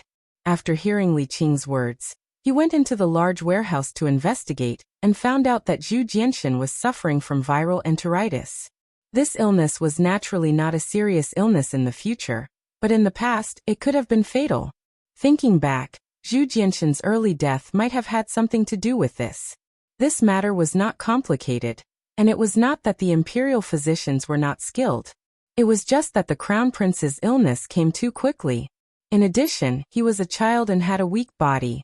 If strong medicine could not be used, it might harm the body and cause a greater rebound. People would always say that many times, the imperial physicians were not as good as some barefoot doctors when it came to treating illnesses. This was actually a misconception. To be able to enter the imperial hospital, which one of them did not have real skills. After going through layers of selection, and their family background was clean? The reason why some illnesses were not as good as the treatment methods of the country doctors was because the patients they faced were either rich or noble. These people had a common problem, and that was that life was very precious. For example, if they had the same illness if they were ordinary people, it was fine if they died, but if they survived it would be a skill that could make them famous. The barefoot doctors could naturally do things without restrictions. Sometimes they even came to treat patients with experimental methods. However, in the imperial hospital, it was completely different. They first had to ensure that they did not make any mistakes and protect themselves. In this kind of environment, it was fine if they did not do well, but they could not mess things up. Most of the time, they used conservative methods. Some small illnesses would not be cured quickly due to various misgivings, and it was not uncommon for it to become a serious illness. What was Zhu Jianshan's status? The crown prince, he was the future emperor. In addition, his birth mother was Empress Hang, the eldest son of the first wife, and the only son of the substitute emperor, Zhu Qiyu. His importance could be seen. There really wasn't the slightest bit of accident or carelessness. Li Qing was a good example to learn from. Li Qing's matter also rang an alarm bell for the other imperial physicians. What if his body couldn't take it, and there were side effects? There was no need for that. Ordinary methods were too slow to take effect, and it was normal for new situations to occur at any time. As a result, they were all hesitant and wanted to decline. In the face of such a situation, Zhu Qiyan was naturally enraged. He even threatened that if anything happened to his son, he would find trouble with these imperial physicians. But even so, no one would take the initiative to stand out and cause trouble. Most of the time, it was one thing to be punished passively, but it was another thing to take the initiative to take responsibility and look for trouble. It was at this moment that Su Yozhen arrived. He brought the medicine that Yang Chendong had given him. It was a small box with a strange packaging. Inside it was a long red and white pill. In fact, it was just the most common enteritis calming capsule in the future. Through Li Qing's description and his confident tone, Yang Chendong had a rough understanding of his condition. After entering the carriage, he flashed into the large warehouse. After another round of investigation, he confirmed that the Crown Prince Zhu Jianshan was most likely suffering from viral enteritis. Then he took out the medicine for the illness. The existence of the large warehouse was an unlimited cheating device. Anything that was placed inside would never expire. This was also Yang Chendong's greatest reliance. After Su Yozhen received the capsule, he came all the way to the imperial palace. It would be a lie to say that he did not have any suspicions or speculations. But when he thought of how much effort and money the Duke of Loyalty had spent on him, if something happened to him, it would not be in the other party's interest. When he thought of Yang Chendong's strange methods, he finally chose to believe him. Of course, he could only be responsible for delivering the capsule. As for whether the emperor would let Zhu Jianshan take it, that was something he could not do. In the imperial palace, the imperial physician's self-protection made Zhu Qiyu furious. As soon as Su Yozhen appeared and presented him with the medicine, he saw a turning point. He immediately ordered a few imperial physicians to study the medicine to see if it was poisonous. He even purposely had a eunuch take the medicine. After ensuring that there was no danger, he finally gave it to the crown prince. The medicine started to take effect. The crown prince did not feel as uncomfortable and fell into a deep sleep. Several imperial physicians came forward to check his pulse and confirmed that his condition had improved a lot. At this moment, Zhu Qiyu finally let out a sigh of relief. Good, beloved official Su has done a meritorious service by presenting the medicine. Reward. Zhu Qiyu, who was in a good mood, looked at Su Yozhen and was particularly pleasing to the eye. With a putong sound, Su Yozhen knelt on the ground. He hurriedly explained in detail that the medicine was delivered by the Duke of Loyalty. He also emphasized the matter of Li Qing from the imperial hospital. With meritorious service, no one would push it away. However, Yang Chendong was still waiting for news in front of the Ministry of Justice's prison. At this moment, how could Su Yozhen dare to be greedy? Zhu Qiyu stood there and quietly listened to everything.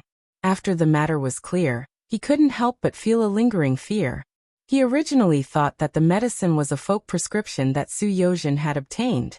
In addition, the matter was urgent, so he did not ask too much. Now that he knew that it was done by Yang Chendong, he was worried that this medicine that he had never seen before might have other side effects. After all, the crown prince had an accident. When he was in danger, there was no one to inherit his mantle. If Yang Chendong was suspected of rebelling, doing things like this was not impossible. He had some doubts in his heart. After all, Yang Qindong's power had long created a situation where his meritorious service shocked the emperor. Logically speaking, based on his meritorious service and the things he had done, it would not be excessive to give him the title of one of the three dukes. However, Zhu Qiyu did not do so. It was because his weakness could easily create a sharp contrast with the other party's strength. Fortunately, this Duke of Loyalty and Courage followed the rules. When he had nothing to do, he would do his best to be a teacher in the Yang family manner. He also rarely interacted with the important officials in court. As the emperor, he was very satisfied with this kind of method of not forming cliques. In order to compromise, as long as Yang Qindong did not do things too ostentatiously, he would also turn a blind eye. For example, when he beat up the Japanese envoy and wrestled with Minister Yu Shiyue, he only reprimanded him. He did not do anything excessive. It seemed like the well water did not interfere with the river water, but in reality, both sides were secretly on guard. In this kind of environment, if Zhu Qiyu knew that the medicine was given by Yang Qindong, he probably would not dare to eat it. He did not reprimand Su Yozhen for not explaining the source of the medicine first, because Zhu Qiyu also knew that once she explained it clearly, the crown prince's condition would worsen. Alright, Zhen understands the matter. It seems that imperial physician Li Qing was wrongly accused this time. How about this? You release him and promote him by 1 rank. As Zhu Qiyu spoke, he waved his hand, indicating that Su Yozhen could leave. Yes, Your Majesty. After Su Yozhen agreed, she bowed and left. In his heart, he understood that this matter was over. He didn't reward Yang Qindong, who had taken out the medicine, because the emperor didn't want to have any more dealings with him. However, raising Wang Qing's rank was actually a gesture of goodwill. The Duke of Loyalty and Courage entered the city, and it seemed that he entered the city in a hurry, so there were not many guards around him. As soon as the news came out, Head Constable Yan Tao came to Chengshan. In the past few days, Wu Yong had done a lot of things. With gold and silver, and some connections with the Blackwater Gang, he had found many Lulin experts. The famous ones were Copper Whip Wang Gui, Silver Spear Song Gang, Swimming Dragon Hand Li Zixing and others. These people's martial arts were not low. They had stayed in the Black Well Street for a period of time because of a mishap, and were taken care of by boss Hu Huaihai. It was because of this relationship that these people contacted Wu Yong in 2s and 3s under the promise of great benefits. Although the matter with the Blackwater Gang had come to an end, Wu Yong still did not dare to move around in the capital during the day. When Yan Tao came to find him, he was lying on the bed to catch up on his sleep. However, when he heard the noise, he immediately stood up. When he got up, a short sword was already in his hand. It's me, don't be so nervous. I came to tell you that he entered the city, and is now at the entrance of the Ministry of Justice's prison. There are only a dozen guards around him. Yan Tao's voice came in an extremely low volume. Then, the inn quickly became quiet again, giving people the feeling that this place had always been quiet. Wu Yong maintained the posture of holding the sword, until there was no sound from the outside world. Then, as if he had woken up, his eyes flashed. Then, he put on some makeup and quickly left Chengshan. Although with his status, it would be more dangerous to go out during the day, some opportunities were fleeting. If he did not seize them, he did not know when the next opportunity would come. As for Yan Tao, after leaving Chengshan, he went to Yu Mansion again. This time it was easy for him to walk in. The person who received him was the eldest grandson of Yu Mansion, Yu Yunbi. He had also received the news, and was waiting for his arrival. Then, a large net covered Yang Qindong's head. However, before everything happened, it was still very calm, like the darkness before dawn. There was no wind, no rain, and no sunlight. In front of the Ministry of Justice's prison, Li Qing was released. He did not show any fear on his face. Perhaps it was because the time he spent in prison was too short, and his attention was focused on his illness. Fifth sister Yang Qindong also rushed over in the Li family's carriage. When she picked up her husband, the two of them expressed their gratitude to Yang Qindong. In this regard, the sixth young master Yang casually waved his hand, as if he did not care. Since they were family, he wouldn't be stingy when it came to helping out. Not to mention, Li Qing was indeed a talent, a professional talent. If he could gain more experience, He had already begun to consider whether or not he should bring him to his side.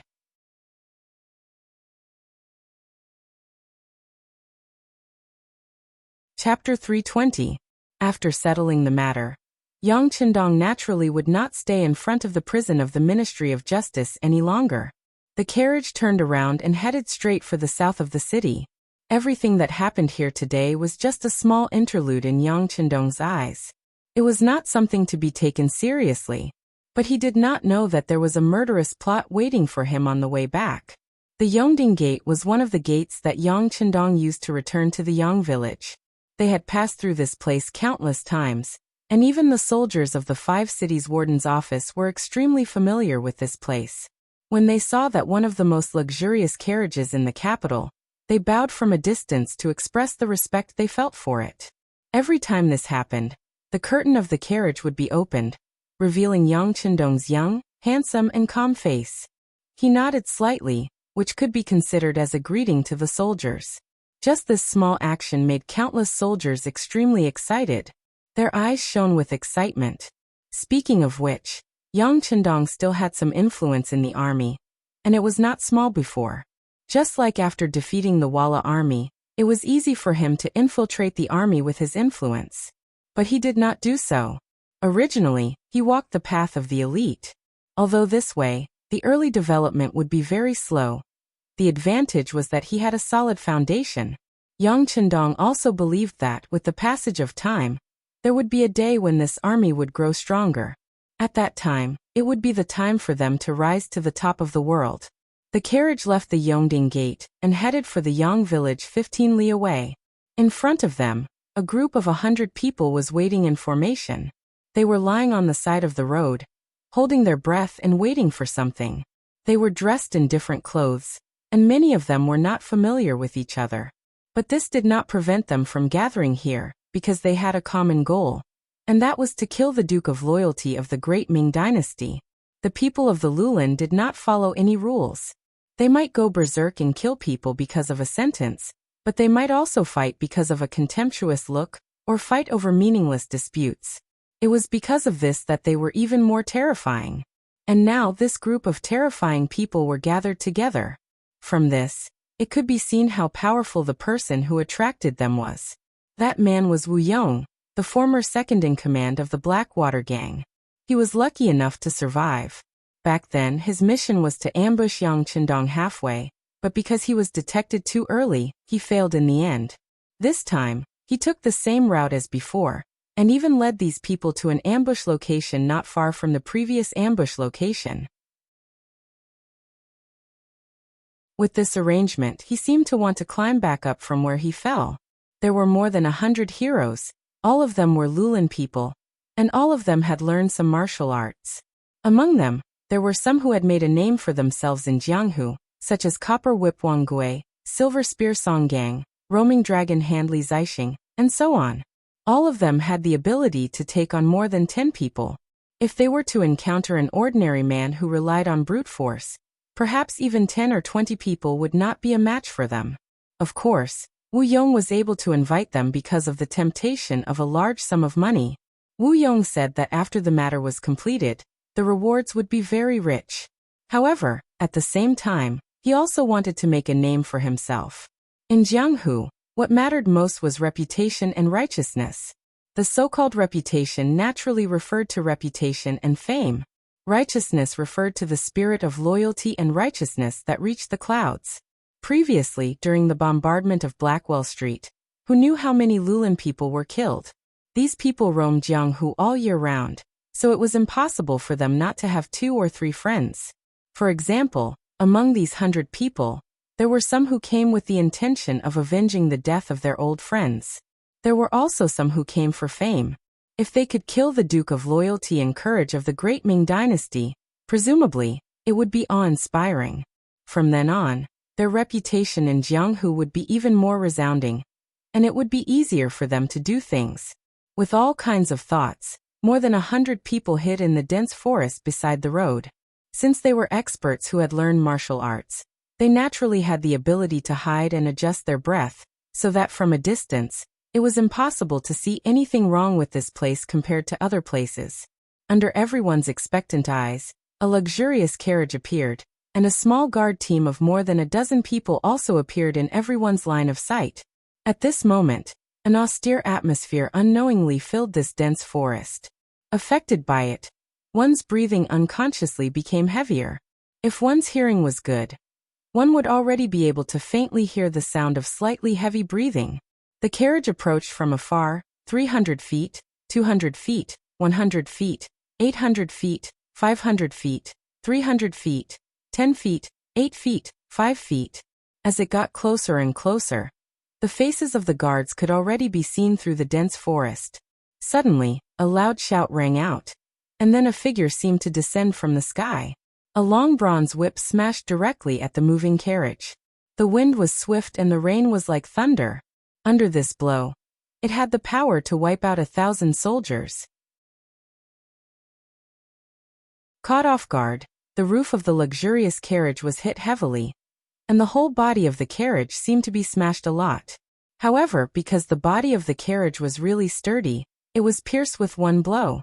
The person who made the move was Copper Whip Wangui. He first hid in a big tree, and when the carriage passed by, he suddenly attacked from above. He wanted to split the carriage to reveal the target of this trip, but because he underestimated the sturdiness of the carriage, his attack failed. When the attack began, a whip fell from the sky, and the horn of the attack was blown. Figures rushed out from the dense forest, either holding swords, sabers, or spears. The speed of these people was very fast. The distance of 100 feet was covered in only 2 to 3 breaths. Before the dozen or so guards could react, they rushed towards the unique and luxurious carriage that represented an extraordinary meaning. Boom! A long spear flashing with silver light directly pierced into the carriage. The one who made the move was Silver Spear Songgang. After Copper Whip Wangui's attack failed, he used his own attack method. Clang! Just as the long spear was about to pierce into the carriage, a long saber came slashing over and struck the body of the silver spear, causing it to deviate slightly. The long spear that was supposed to enter through the curtain instead pierced the edge of the window, causing wood chips to fly into the air. Protect the young master. Beta Persei, who was holding the saber, had a very ugly expression on his face after the attack. Just from the exchange of blows just now, it seemed that he was not much better in terms of martial arts. There was no need for Beta Persei to shout anything else, as more than a dozen Lung Feng guards had already begun to draw their sabers to protect the carriage. They formed a group of 3, back to back, forming a circle. They stood on the side of the carriage, staring coldly at the people of the forest rushing in front of them. This was the 3-3 system taught by Yang Qindong. Once, this strategy was used to fight the United States Army during the war to resist U.S. aggression and aid Korea. Now it was used on the battlefield like an extension of one's arm. It was very useful and could be used to protect one's back and sides as much as possible in a chaotic battle. It allowed one to fight wholeheartedly without having to worry about other threats. As soon as the 3-3 system was used, although there were only more than a dozen Lung Feng guards, the 5 circles formed were very similar to one. This made the forest people, who were originally fighting separately, feel like they were impenetrable and impenetrable. Don't hold back, finish off the target as soon as possible. Wu Yong also appeared in the crowd. His gaze only swept over the dozen Lung Feng guards before returning to the luxurious carriage. Intuition told him that these guards were very troublesome and difficult to deal with. Instead of fighting with them, it was better to directly kill Yang Qindong in the carriage. When the time came, things would naturally be much easier to deal with without a leader. With Wu Yong's appearance, the forest people who were originally fighting on their own became much more orderly. They began to approach the carriage step by step. At the same time, they also sent a portion of their men to surround the other 5 circles in other directions, using the tactic of holding back the guards. Quickly close in.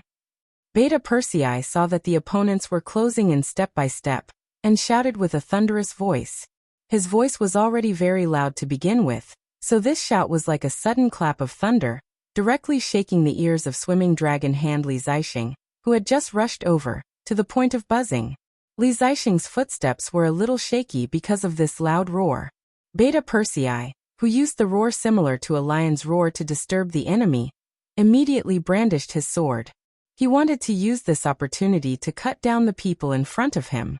The wind from the blade whistled and fell from the sky with a flash of light, drawing a beautiful arc. It was not until it was 20 centimeters away from Li Zixing's neck that it was forced to stop. It was a flashing silver spear, blocking the place where the blade fell. "I'll help you." The one who made the move was Silver Spear Song Gang.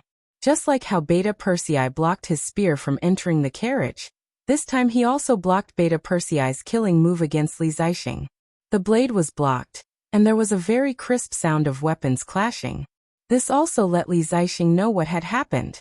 After a loud shout, he pushed out his palms and slammed them in front of Beta Persei. Even though Beta Persei was tall and strong, he did not dare to underestimate the two of them. He stepped back to ensure his own safety. Beta Persei was forced to retreat to the side. The situation did not seem good.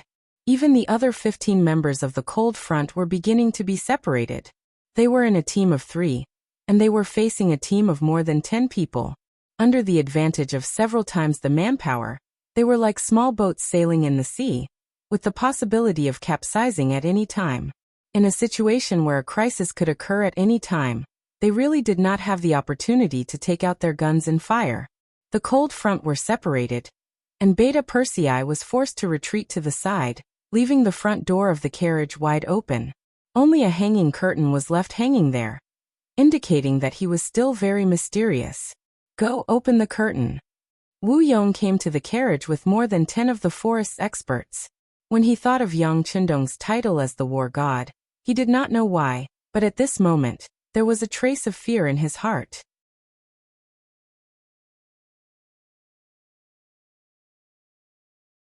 Chapter 321.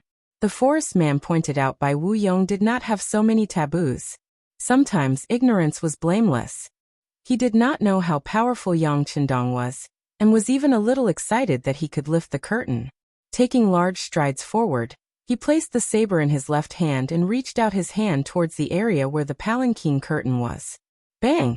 The sound of a gunshot rang out, and the blade fell to the ground. A bloody hole appeared on the forehead of the Greenwood man, and blood was flowing out of it. His eyes were wide open, showing the confusion and fear he had in the moment before he died. The man fell to the ground, and a strong smell of blood naturally came out and drilled into the nostrils of Wu Yong and the others. Hiss! Seeing the scene in front of him, Wu Yong could not help but suck in a breath of cold air, and at the same time he naturally took a step back. He knew that the loyal duke was not easy to kill, and now it seemed that it was indeed so. "Let's go together." But the hesitation only lasted for a moment, and Wu Yong made up his mind again. As the second brother of the Blackwater gang, he had naturally come into contact with the firearms of the great Ming Dynasty before. He knew that although this thing was powerful, it had more problems.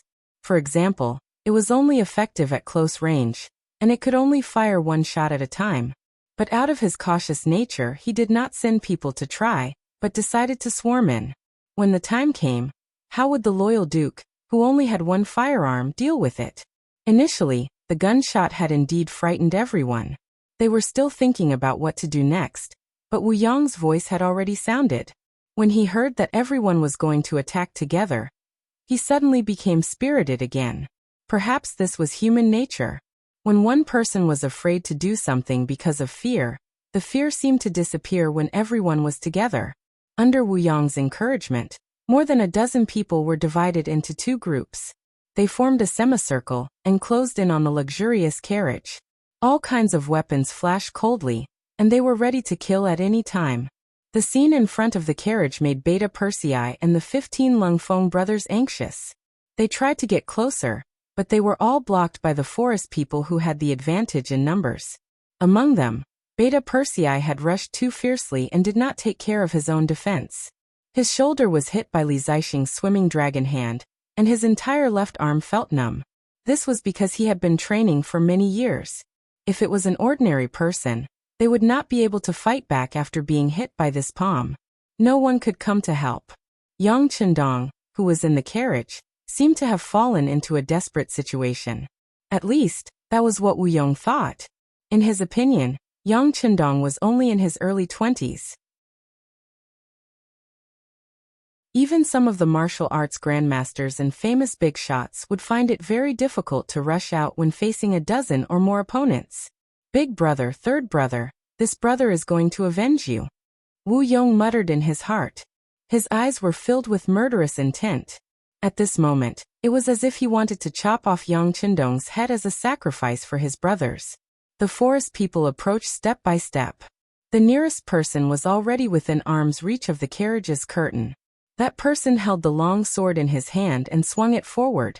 He wanted to cut off the curtain to provide enough support for his and his brother's vision. For a moment, everyone's eyes were focused on the long sword, as if they wanted to see what kind of vision the sword would bring when it was swung down. They also wanted to see if the young loyal duke of the great Ming Dynasty, whom they had identified as their target, was really that powerful. Did he really have 3 heads and 6 arms? Bang! Another gunshot rang out, accompanied by the scene of the forest man holding the sword falling to the ground.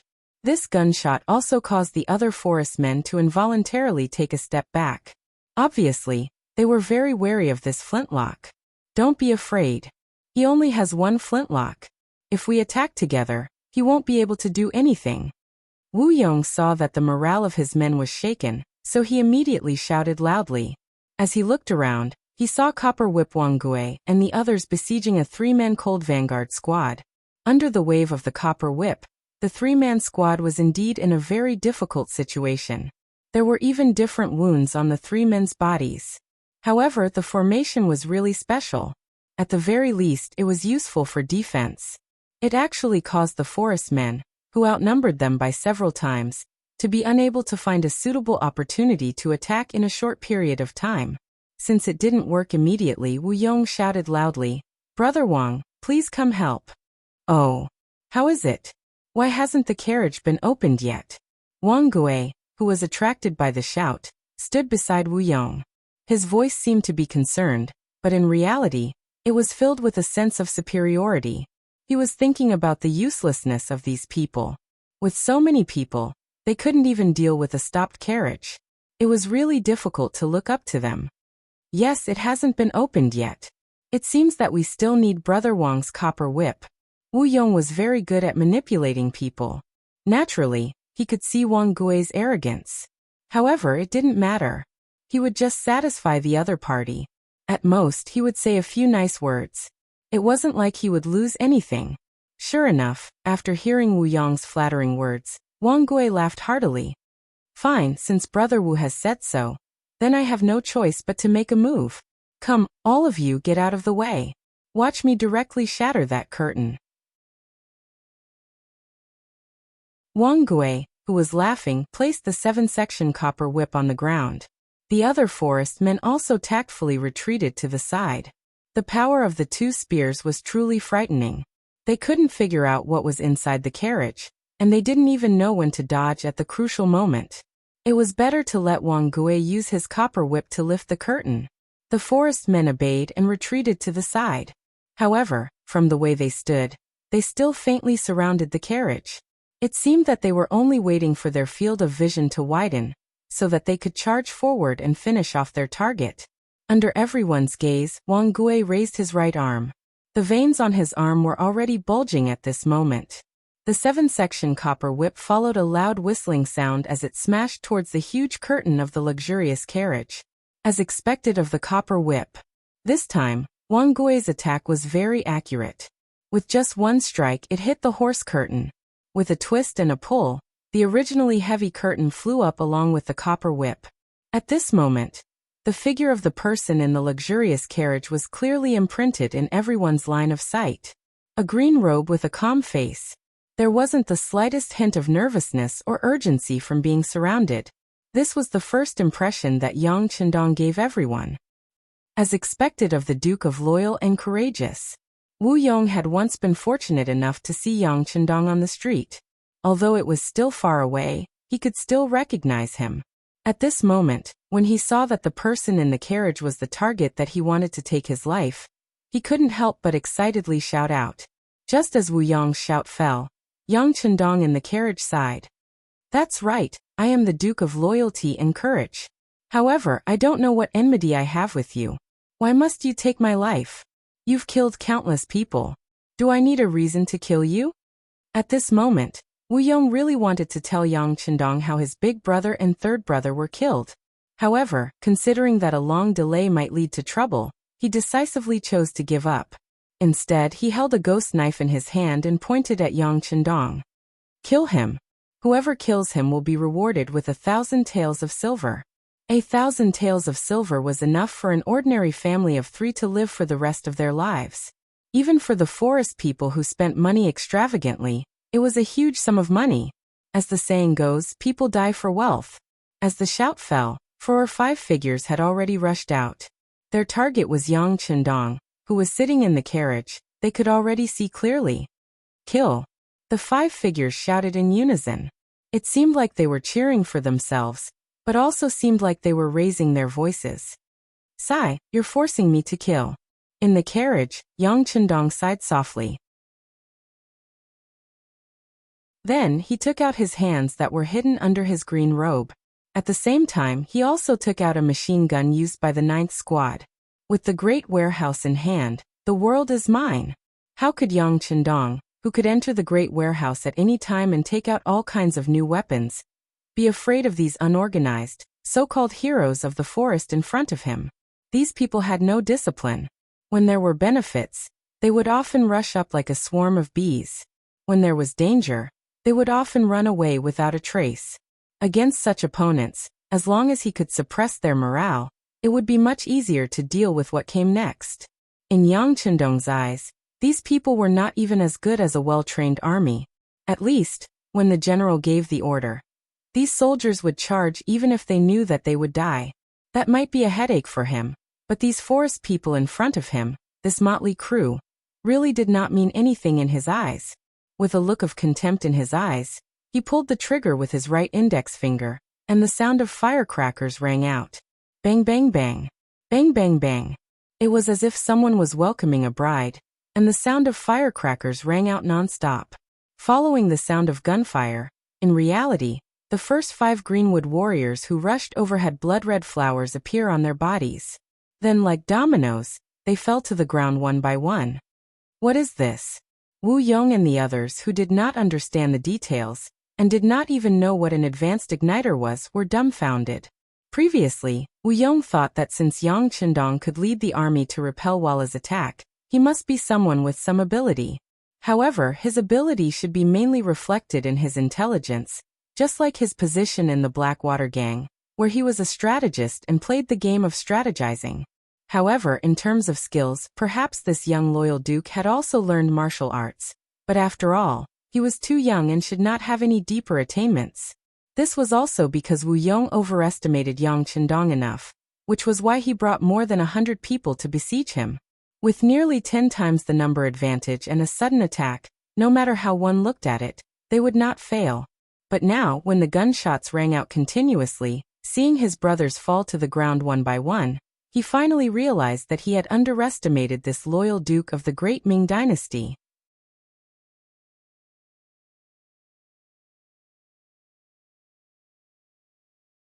Chapter 322.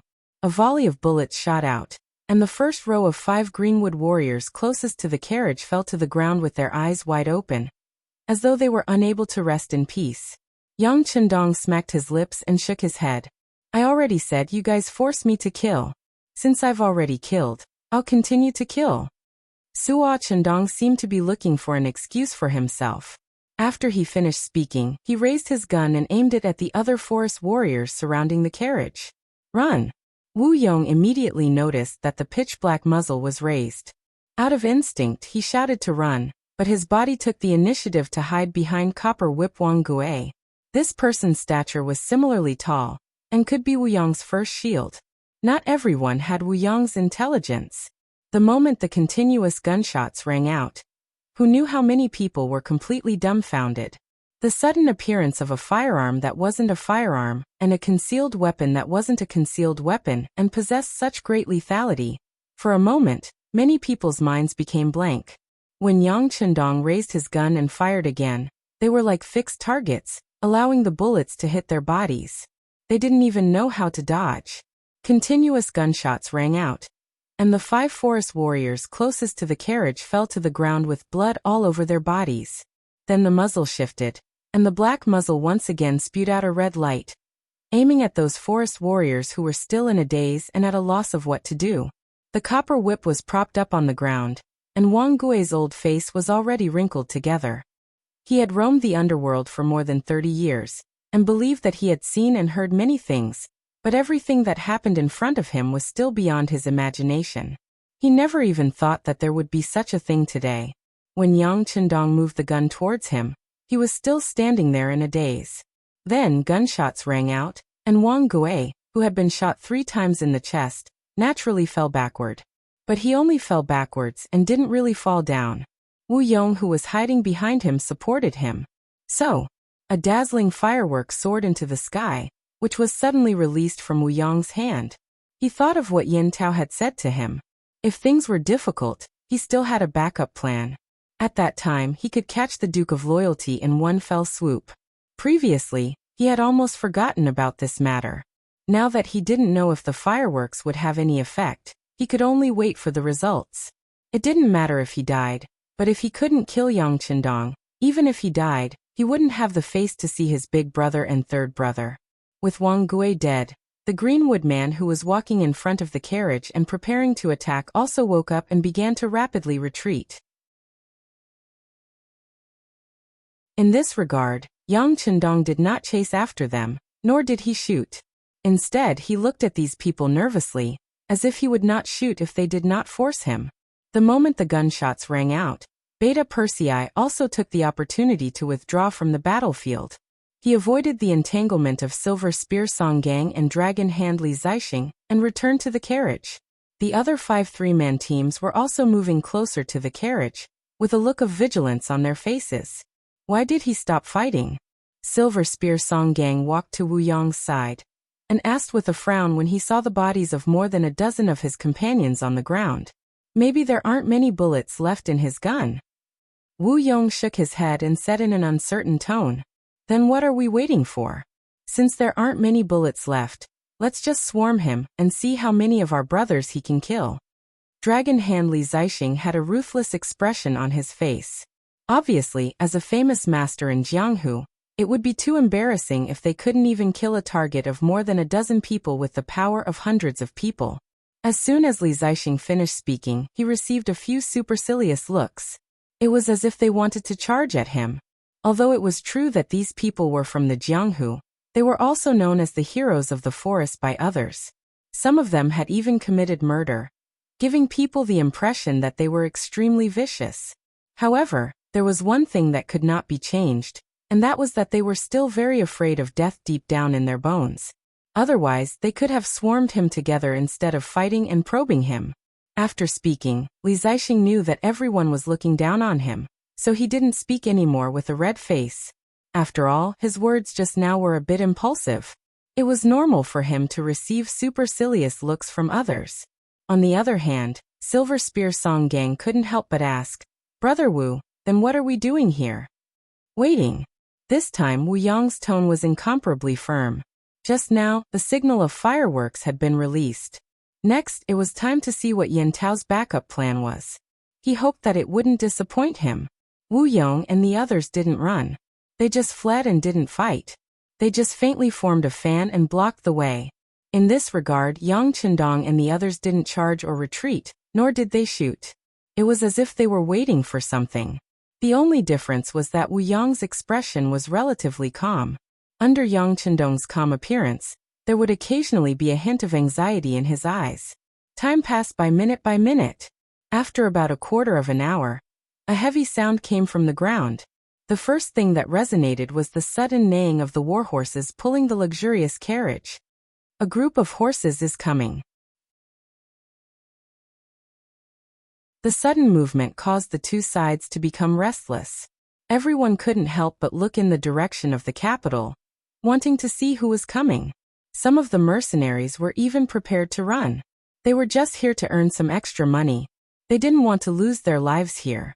As for whether they could escape or not, they were still confident in being surrounded by dense forests. The sound of the horses behind them was getting closer and closer. Yang Chendong, who was sitting in the carriage, suddenly relaxed. With a wave of his right hand, he took out a brand new magazine and inserted it into the machine.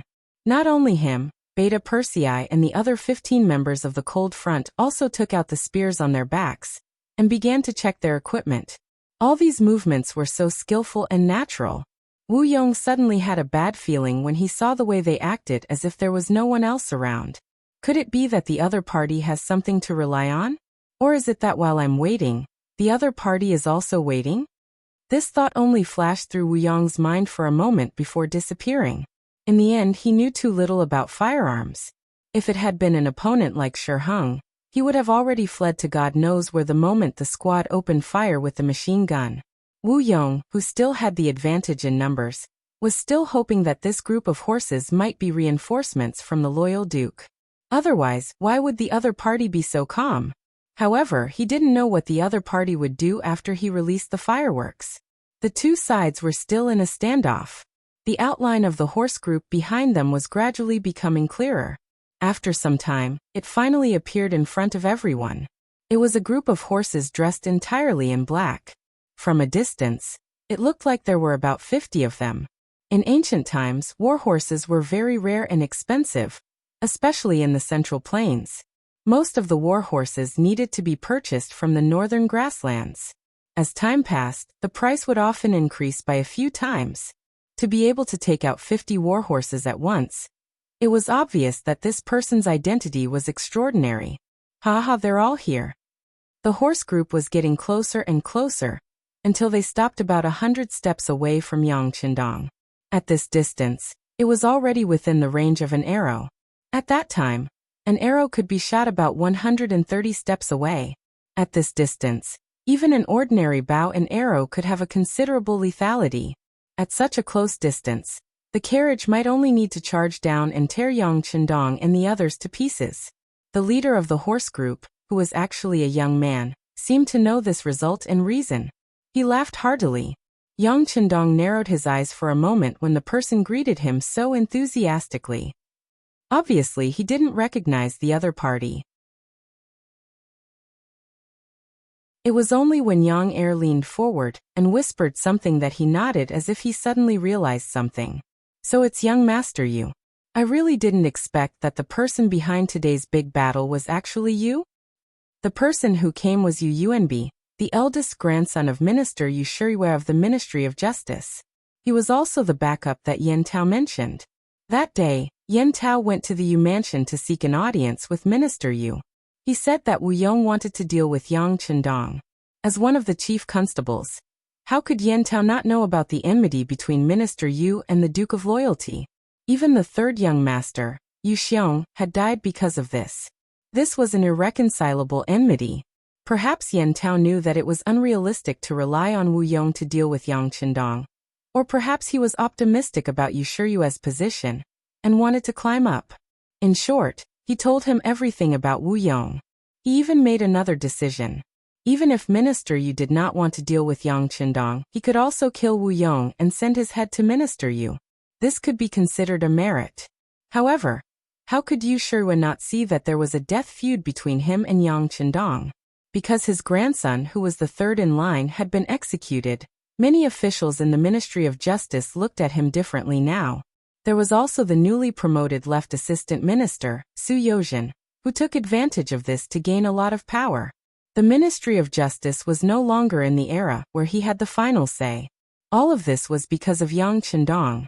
If this person died, he would still be put in an important position because of the emperor's favor, and the Yu family would be able to regain its former glory. He understood this in his heart, but how could he kill Yang Chendong? Could he kill him? What would the situation be if he killed him? These were all things that Yu Shiyue had to think about. Just like Yang Chendong, he naturally had the ability to kill any important minister, but why didn't he do so? It was because he had a lot of scruples. The safety of the important ministers was not guaranteed. Once it became a situation where everyone was in danger, these people might join hands to deal with him.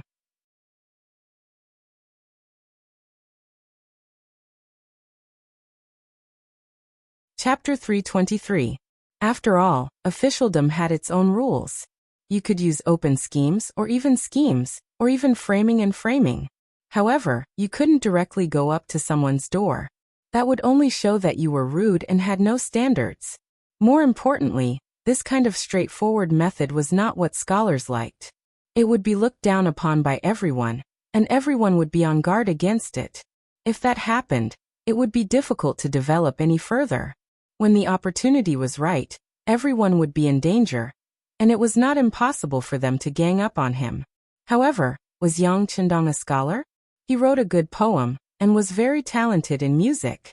He was a scholar at a young age, and was conferred the title of High Scholar by the Daizong Emperor.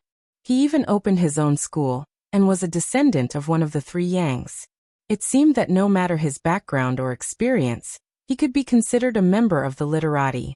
However, his actions of leading troops to war and flourishing business were different from other literati. Therefore, it was really a matter of opinion whether he was a literati or not. If Yang Chendong was not a scholar, then there was a chance to kill 100 people. It was a way to solve the problem. Yen Tao's arrival made Yu Shiyue's heart move.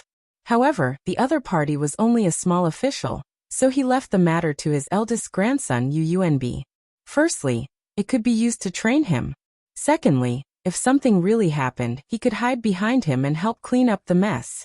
In the end, although Yang Chendong had the title of duke, he was still too young. Offering potatoes to start his career could be attributed to luck. Saving Yingzong and retreating from the Walla was also the work of the mercenaries. What really happened to Yang Chendong didn't seem to be anything special. Yu Yuanbi naturally saw hope when Yu Shiyue let go of the matter. Compared to his grandfather's indifference, he quickly became familiar with Yen Tao and thought of several plans to assassinate Yang Chendong. However, no one expected that Yang Chendong would suddenly enter the city, because of Li Qing. This sudden change also caught Yu Yuanbi off guard. After meeting up with Yen Tao, the two of them thought that the opportunity had come. They immediately notified Wu Yong to make preparations.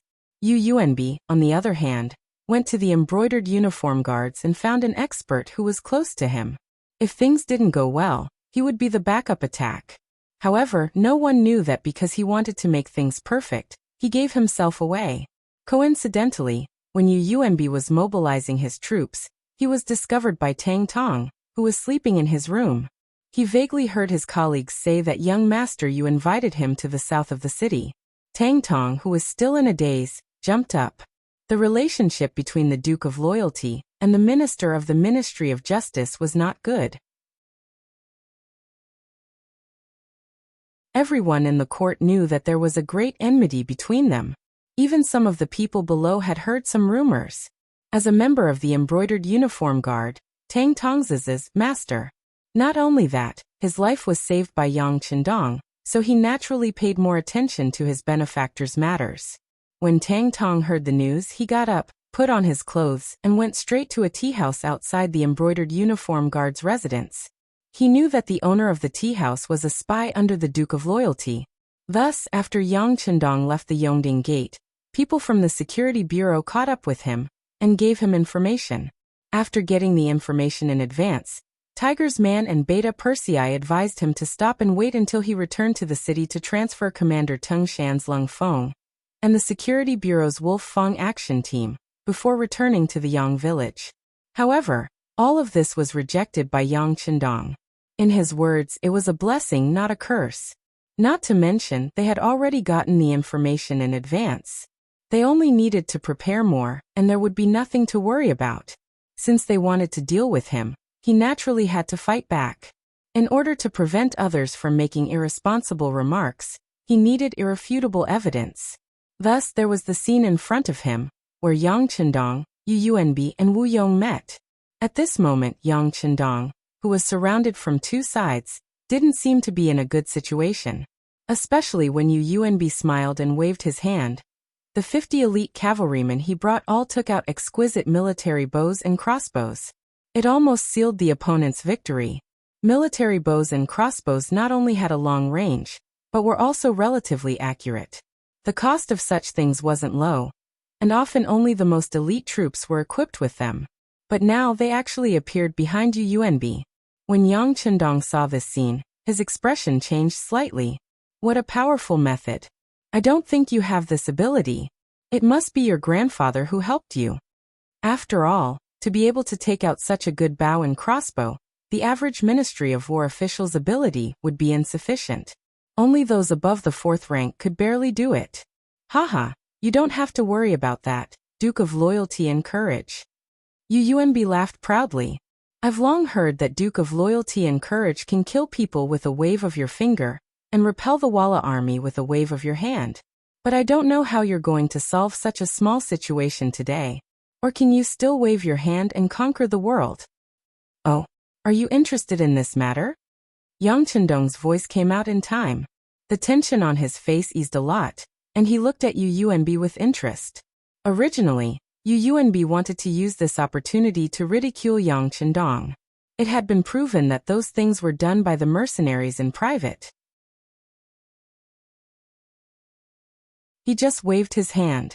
How could there be any sorcery? Who would die with a wave of his hand?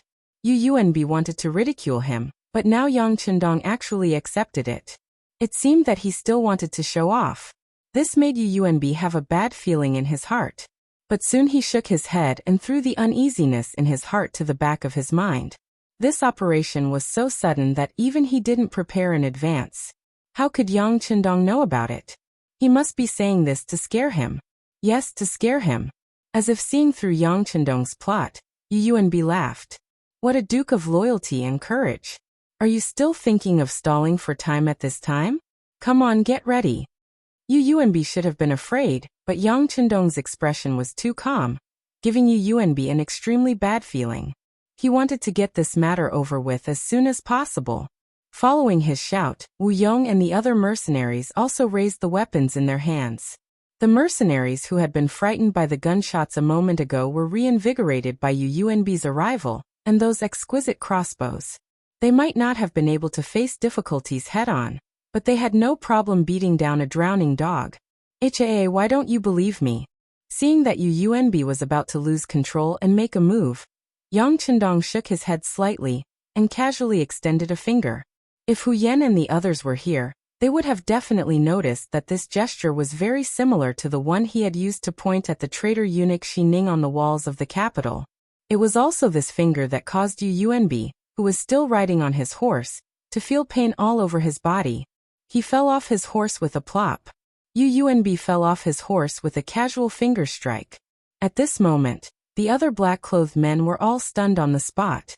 Not only them, but even their allies, Wu Yong and the others, who were standing on the opposite side, also widened their eyes in disbelief. Some of the mercenaries might have heard too many stories, and they even thought that this was the one Yang finger of the Loyal and Courage Guild. Why did a single finger have the effect of killing people from a distance? They were all stunned, but Yang Chendong was not stunned. Beta Persei and his 15 subordinates were also not stunned. Attack! A roar came from his mouth, and then the loaded bullets flew toward the 50 men in black. The sudden sound of gunfire, and UUNB falling off his horse caused the entire cavalry to fall into chaos. Most of them were shot down from their horses by the first wave of gunfire. Only a very small number of people fired their crossbows at the surroundings of the carriage, but they also lost their aim from far away. After the first wave of crossbow fire, a few of the men in black turned around and ran. But when he turned around, he discovered that there was another group of horses behind him.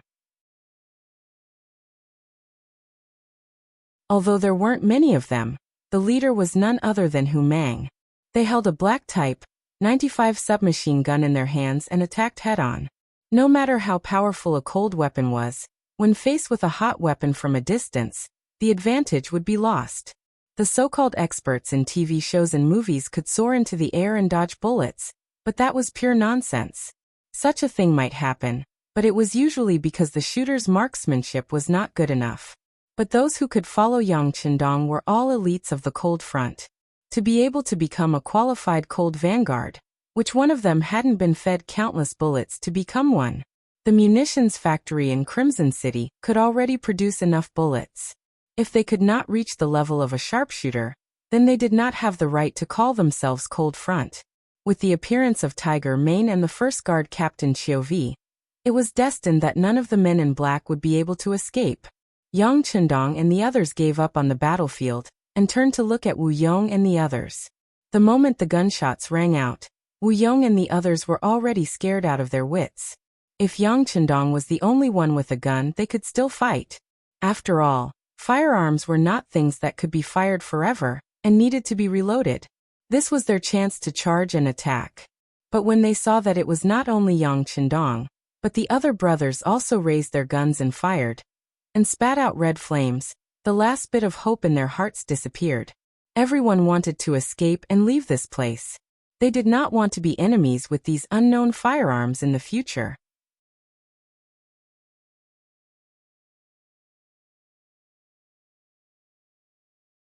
Chapter 324. The mercenaries decisively turned around and left. Wu Yong knew that something big was about to happen. Even if he stayed behind to charge, he would only be risking his life. With a trace of reluctance in his heart, he turned around and followed everyone into the dense forest on both sides. Puff, puff, puff. Sniper rifles with silencers began to fire, and the ghost sniper was fired. During the quarter of an hour when Yang Chendong and Wu Yong confronted each other, they received orders and completed the hidden mission of preparing to attack. Now it was time for them to kill in all directions. Not only was there the ghost sniper team, but this time, even the Wolf Fong action team temporarily stationed in the security bureau had been waiting in the dense forest for a long time. They were waiting for these self-proclaimed mercenaries to barge in and give them a head-on blow. This was the strongest force that Yang Chendong could transfer in a short period of time. Perhaps it would not be easy to leave the scores of more than 100 people behind, but at least he could kill most of them and let them make a name for himself. Endless slaughter unfolded in the forest. Every gunshot could mean the loss of a life. Every scream could mean the end of a life. Yang Chendong did not look at the forest. He got off the carriage and under the protection of Beta Persei and the others, he strode to Yunb, who was lying on the ground with a gunshot in his leg. Save me, save me. Yunb, who was still arrogant just now, was now pale. It was caused by excessive blood loss and excessive shock. Don't worry, you won't die, at least not yet. Yang Chendong said coldly. He squatted down and then touched the muzzle of the gun in his leg with his right hand. It looked like he was checking the injury, but when he was about to touch the wound, he used more strength. Ah! Under the force, Yunb could not help but howl. Pain, pain. Now that you know how painful it is, tell me, who else wants to murder me other than you? Does your grandfather know? Yang Chendong wanted to get the evidence as soon as possible. And he also wanted to keep an eye on the people involved. Since they wanted to assassinate him, they had to be prepared for a backlash. Yunb's face was dripping with sweat, and his facial features were scrunched together. However, he also knew that he could not betray his grandfather. Otherwise, there would be no hope at all. But looking at Yang Chendong's face, if he didn't say something, it would be impossible for him to pass. So he suppressed the pain and said, "And Chief Constable Yan Tao, he informed me that the remaining members of the Blackwater gang wanted to harm you. So I wanted to avenge my third brother." Yan Tao, catch him. Finally, Yang Chendong heard some useful information. Only then did he loosen his grip that was like a vice. Just as he finished speaking, a member of the Cold Vanguard team, who was in charge of delivering the news, rode towards the city. In the dense forest, the originally quiet scene was no longer there, and it was replaced by the smell of blood.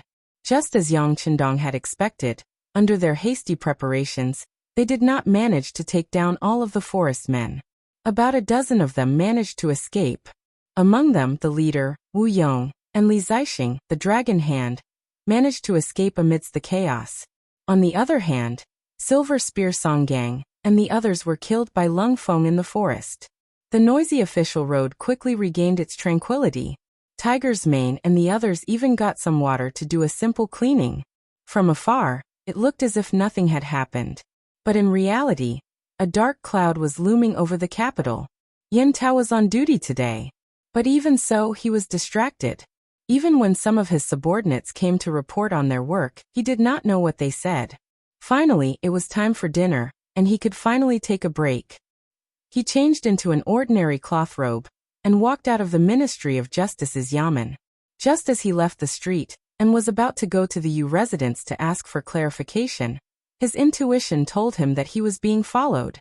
As one of the 4 chief detectives of the Ministry of Justice, Yen Tao's thoughts were extremely meticulous. He was also a martial arts expert and had done this kind of work countless times. Now that someone was suddenly following him, how could he not notice it? Being suddenly followed was not the first time something like this had happened. He had handled countless cases, and he had offended many people. But today, on such a sensitive day, someone was following him. This seemed to have a different meaning than usual. After thinking about it for an entire day, there was still no news from Yunbi. Could it be that he had forgotten about it after his great victory? But that shouldn't be the case. If something really happened to the Duke of Loyalty, it would definitely cause a commotion in the capital. There was no reason for him not to know. Could it be that Yunbi had failed? And not only that, he had also sold him out? Yen Tao had never held much hope for the so-called young master of an aristocratic family. These people were like insects, growing up under the shadow of their family. They did not know the pain of a small figure, and they did not know the difficulties of life. It was because all they saw was wealth, stability, and even luxury. Once they were faced with a bad environment, the psychological gap would be even greater. With such a mentality, it was hard to guarantee that they would not say anything. His mind was quickly thinking about the possibilities.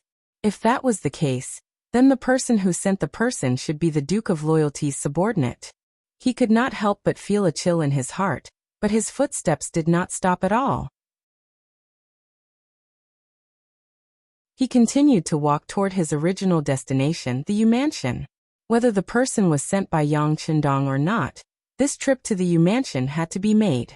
At least he had to inquire about Yunbi's whereabouts.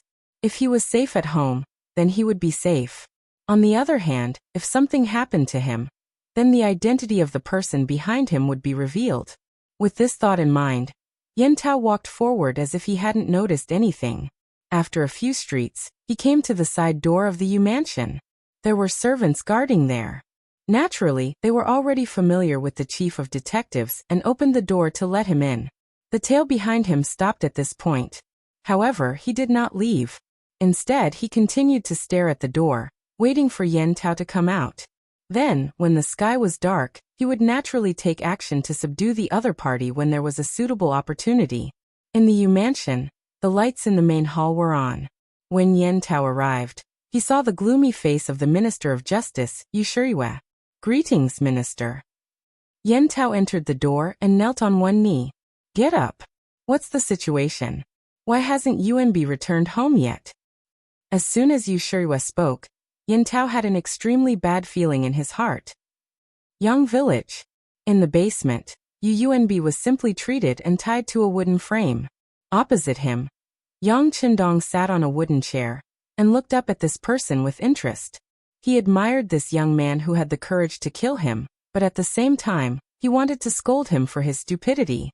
If he was so easy to kill, the first person to do it would have been Zhu Qiyu, the acting grandmaster. How could anyone else have a chance? The wound was simply treated and the bullet was taken out. When the bullet was placed on the copper plate, a crisp tinkling sound rang out. Yunbi's entire body involuntarily trembled.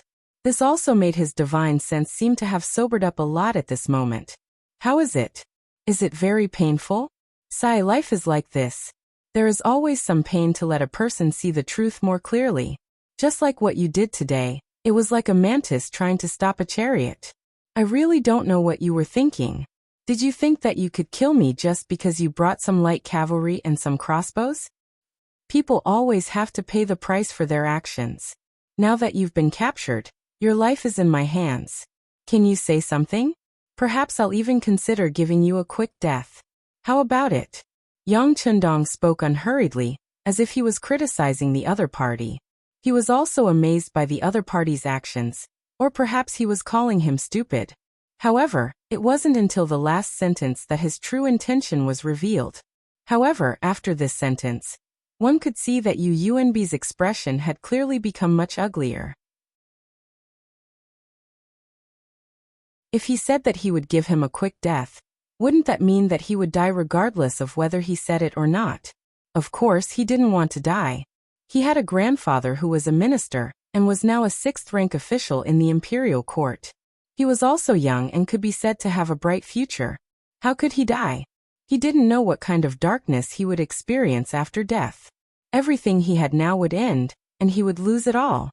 At this moment, he didn't know whether it was because of fear or because it aroused his heroic spirit. He suddenly changed his weak appearance and shouted loudly, "No! You can't kill me. My grandfather won't let you go if he knows. I'm an official of the imperial court. If you kill me, you'll offend the law. Even the emperor won't tolerate it. Let me go, let me go. Otherwise, I'll flatten your Yang village and kill everyone in your Yang family." Yumb was still shouting hysterically, roaring threats several times. Yang Chendong could no longer hear all of this. After turning around and leaving the basement, he said to Yang Lu, who was guarding here, "Send someone to accompany him. There's no need to torture him. Just don't let him sleep. When he's sleepy, splash him with cold water. He'll talk." The exhaustive interrogation method had long been proven to be one of the most useful interrogation methods in later generations. However, because the process was too inhumane, it had been banned for many years. However, it was now the Great Ming Dynasty, so naturally no one would pursue this matter. After handing over the matter to Yang Lu, Yang Chendong returned to the inner courtyard. He was greeted by his wife, Hu Yan, second Madame Xiaoyin, and seventh sister Yang Duo, who were in the village. There was a trace of kindness and anxiety in their eyes, but in the end Hu Yan asked, "What happened?" "I saw Tiger's Mane and Beta Persei kneeling at the gate."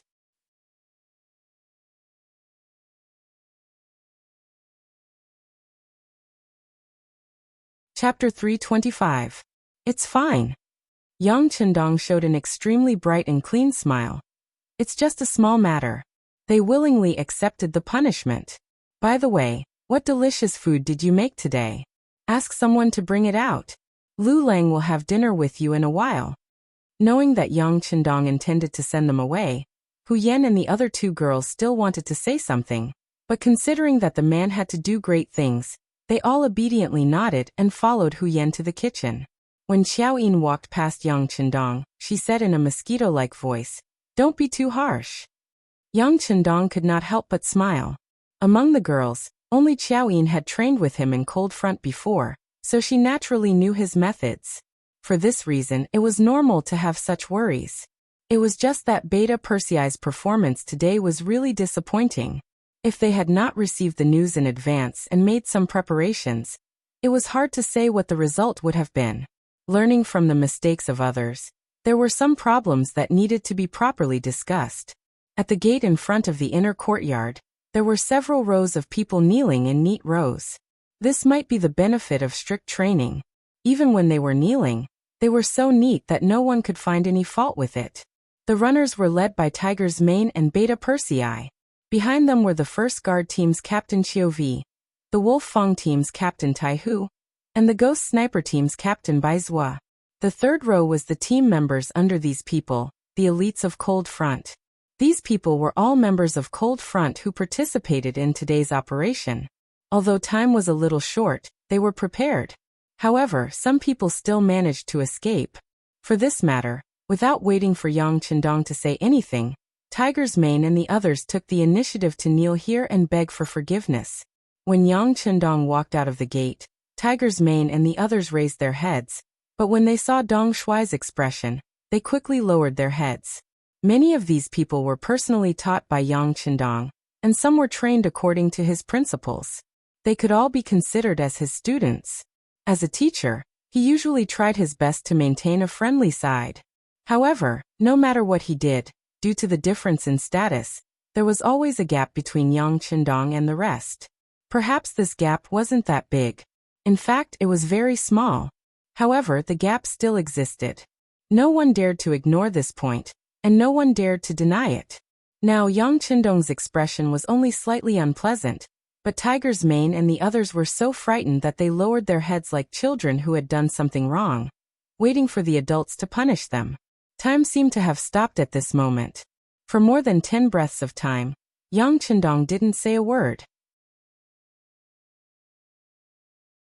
A tense atmosphere unknowingly filled the space. This kind of silence was often the calm before the storm, the prelude to the arrival of the storm. You all disappoint me. Finally, after a short period of silence, Yang Chendong spoke. When he opened his mouth to speak, a wave of pressure surged into everyone's body. That kind of feeling was like being pressed down by a 10,000-kilogram rock, giving birth to a feeling of suffocation. I was wrong to wait. Tiger's mane, Beta Persei, and the others bowed their heads and admitted their mistakes shortly after Yang Chendong's words, as if they had turned over a new leaf. Wrong? Are you really wrong? All right, Beta Persei, let me ask you, where did you go wrong? Yang Chendong's voice seemed to be very casual, but the anger in his voice was getting stronger. Beta Persei, who was called out, was stunned at first. He was tall and extremely skilled. He was one of Yang Chendong's most trusted guards, and was often brought along to protect him. In the Yang family system, anyone who saw him would be very respectful. However, this person also had a minor problem, which was that he didn't know how to speak. When he suddenly spoke, his voice was like thunder, which had frightened countless people. Because of this, he usually tried his best not to speak if he could. Yang Chendong asked him to say where he went wrong. This made Beta Persei very confused, but since it was the young master who asked, he certainly couldn't not answer. Mistake, clang. A kick suddenly came and kicked Beta Persei's strong body. The powerful force made him unable to stand steadily, and his body tilted to the side, almost falling to the ground. When he felt that the kick was from the young master, he tried to straighten his body, and his face was a little happier than before. Corporal punishment. It was the method that Yang Chendong used to train the first batch of Lung Feng. At that time, they were still in the Yang family manor in Jianing, and it was already 2 years ago. It was also because of the corporal punishment along the way that these uncultured boorish men learned their lesson, and finally grew up. He still remembered that at that time, when anyone was kicked or punched by the sixth young master, not only would they not feel pain, but they would also be very happy. This represented the sixth young master's love for them, because if he didn't even want to hit you, perhaps it represented a kind of disappointment. More than 2 years later, he was kicked by the sixth young master again. Beta Persei's eyes and heart were only filled with joy and excitement. You don't even know where you went wrong, and you keep saying that you were wrong? Have you really thought about it? After the kick, Yang Chendong's angry voice rang out. Yes, young master, I was wrong. Beta Persei didn't seem to understand the meaning of Yang Chendong's words, and continued to express his sincerity and seriousness. Yes, you were wrong. Since you don't know where you went wrong today, the young master will tell you, but please remember, this is only the first time. If you make the same mistake again, then you and all the people who made the mistake will go back to Crimson City. Haven't you always wanted to go to the battlefield? There will be many opportunities there, and it should be suitable for you. Yang Chendong's voice was still a little high-pitched before, but when he talked about going back to Crimson City, his tone was much lower. Originally, Beta Persei was a little happy, thinking that after this kick, it would prove that the young master still cared about him, valued him, and trusted him. Look, now he was even helping to point out where he went wrong, wasn't he? But when he heard that they were arranged to go back to Crimson City because of one more mistake, his expression changed drastically, and his breathing became much heavier. He suddenly raised his head. Not only Beta Persei, Tiger's mane and the others also raised their heads, looking at Yang Chendong with fear and nervousness. Some of them wanted to go to the battlefield, wanted to gallop there, and wanted to kill the enemy to their heart's content. However, if he was chased away by the young master in order to fulfill his dream, then the meaning was completely different. When that time came, what would the other Lung Feng brothers think of them for making a mistake? If they couldn't even protect the young master, wouldn't it mean that they were incompetent? In the eyes of Lung Feng, what could be more important than protecting the young master? Everyone felt as if a heavy hammer had struck them at this moment, and their expressions became incomparably solemn. They finally felt that the young master didn't seem to be joking with them, but was serious. After thinking it through, everyone's expression became extremely serious. They didn't dare to be the slightest bit careless, and their ears pricked up at this moment, as if they were afraid of missing a single word. Report, Young San is here. Just as the atmosphere in front of the courtyard became incomparably solemn, Yang Wu, who was in charge of the security of the periphery of Yang Village, came to the door of the inner courtyard. He acted as if he didn't see Tiger's Mane, Beta Persei and the others kneeling on the ground, but his heart was beating like a drum, and he didn't know what had happened. Bring him here. Yang Chendong thought that the security bureau really needed to be taught a lesson. They didn't even get any information about this incident, and this alone made them unqualified. After getting permission, Yang San quickly came to the gate of the inner courtyard. When he saw Tiger's Mane, Beta Persei and the others kneeling, there was a trace of surprise on his face, but soon he also knelt on the ground, lowered his head and said, "Your subordinate is incompetent. Yin Tao escaped." Escaped? Ha ha ha ha. Not bad, not bad. Yang San's appearance made Yang Chendong laugh incessantly, and the atmosphere seemed to become even more tense at this moment. Yang San came this time with the intention of being criticized, but he didn't expect Tiger's Mane and Beta Persei to be kneeling there. At this moment, he naturally knelt with them and lowered his head. There was one more person in the line. No, there were two more people, and Yang Wu also knelt in the first row. Although he still didn't know what had happened, he thought that not everyone could hear the young master's lesson. The kneeling crowd seemed to have grown a little, but it was quieter than before, which made Yang Chendong's voice even more deafening at this moment. Let's talk about Beta Persei first. You're very good at fighting, aren't you? You clearly know that the people who came are all from the underworld, and have learned pure martial arts since young. When you fought with them, you didn't use your killing move right away, but instead countered their moves. You fought with them for a full 30 rounds, but you didn't kill a single person. You only injured Silver Spear Songgang. Where do you think the other comrades on the battlefield are? Is this your one-man show? Or do you think that this is a martial arts arena, where friendship comes first and competition comes second? You should know that if it weren't for the fact that the other comrades fought with all their strength and 4 of our brothers were injured, the battle line would have collapsed. At that time, even if you learned some things in the process of fighting, it was indeed equivalent to stepping on the corpses of other comrades. Do you feel guilty? Iron Tiger, as the captain of the Wolf Fong Special Forces, you didn't kill them immediately in the dense forest. Instead, you played a game of cat and mouse. In the end, more than a dozen of your opponents escaped. Let me ask you, is it fun to be a cat? Is it fun to watch your opponents have a mental breakdown? So much, so that you don't even care if your opponents escape?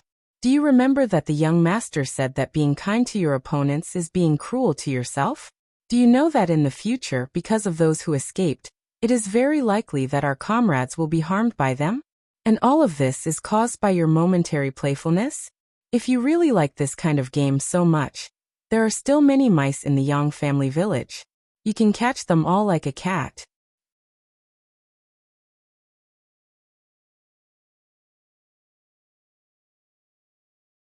Chapter 326. Bai Zhua.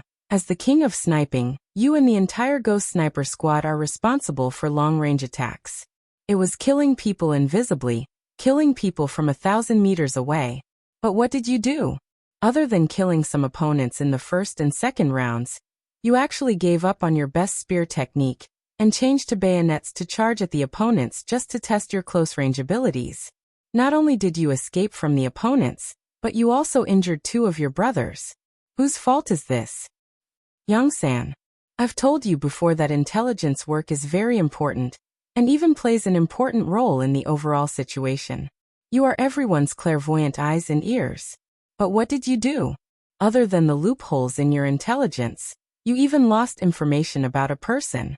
Do you know how much the Security Bureau has invested in you compared to other comrades in terms of money, reputation, and other aspects? You can't get enough returns from your generous investment. If that's the case, and you still can't do a good job, then you can only be replaced. You can go back to Crimson City and join the Public Security Bureau. There seems to be a criminal police captain there, so you are suitable. There's also Tiger's Mane. According to the previous plan, after you and Chiovi appeared, you would charge at the enemy's rear like a gust of wind sweeping the fallen leaves. After that, you would charge at the enemy on horseback and use the advantage of your warhorse to wipe out all the enemies in one fell swoop. But what did you do? All of you stood in front of me and scared the enemies away. What's the use of standing in front of young master? To be a door god? If that's the case, Crimson City's gate will lack 2 suitable gatekeepers.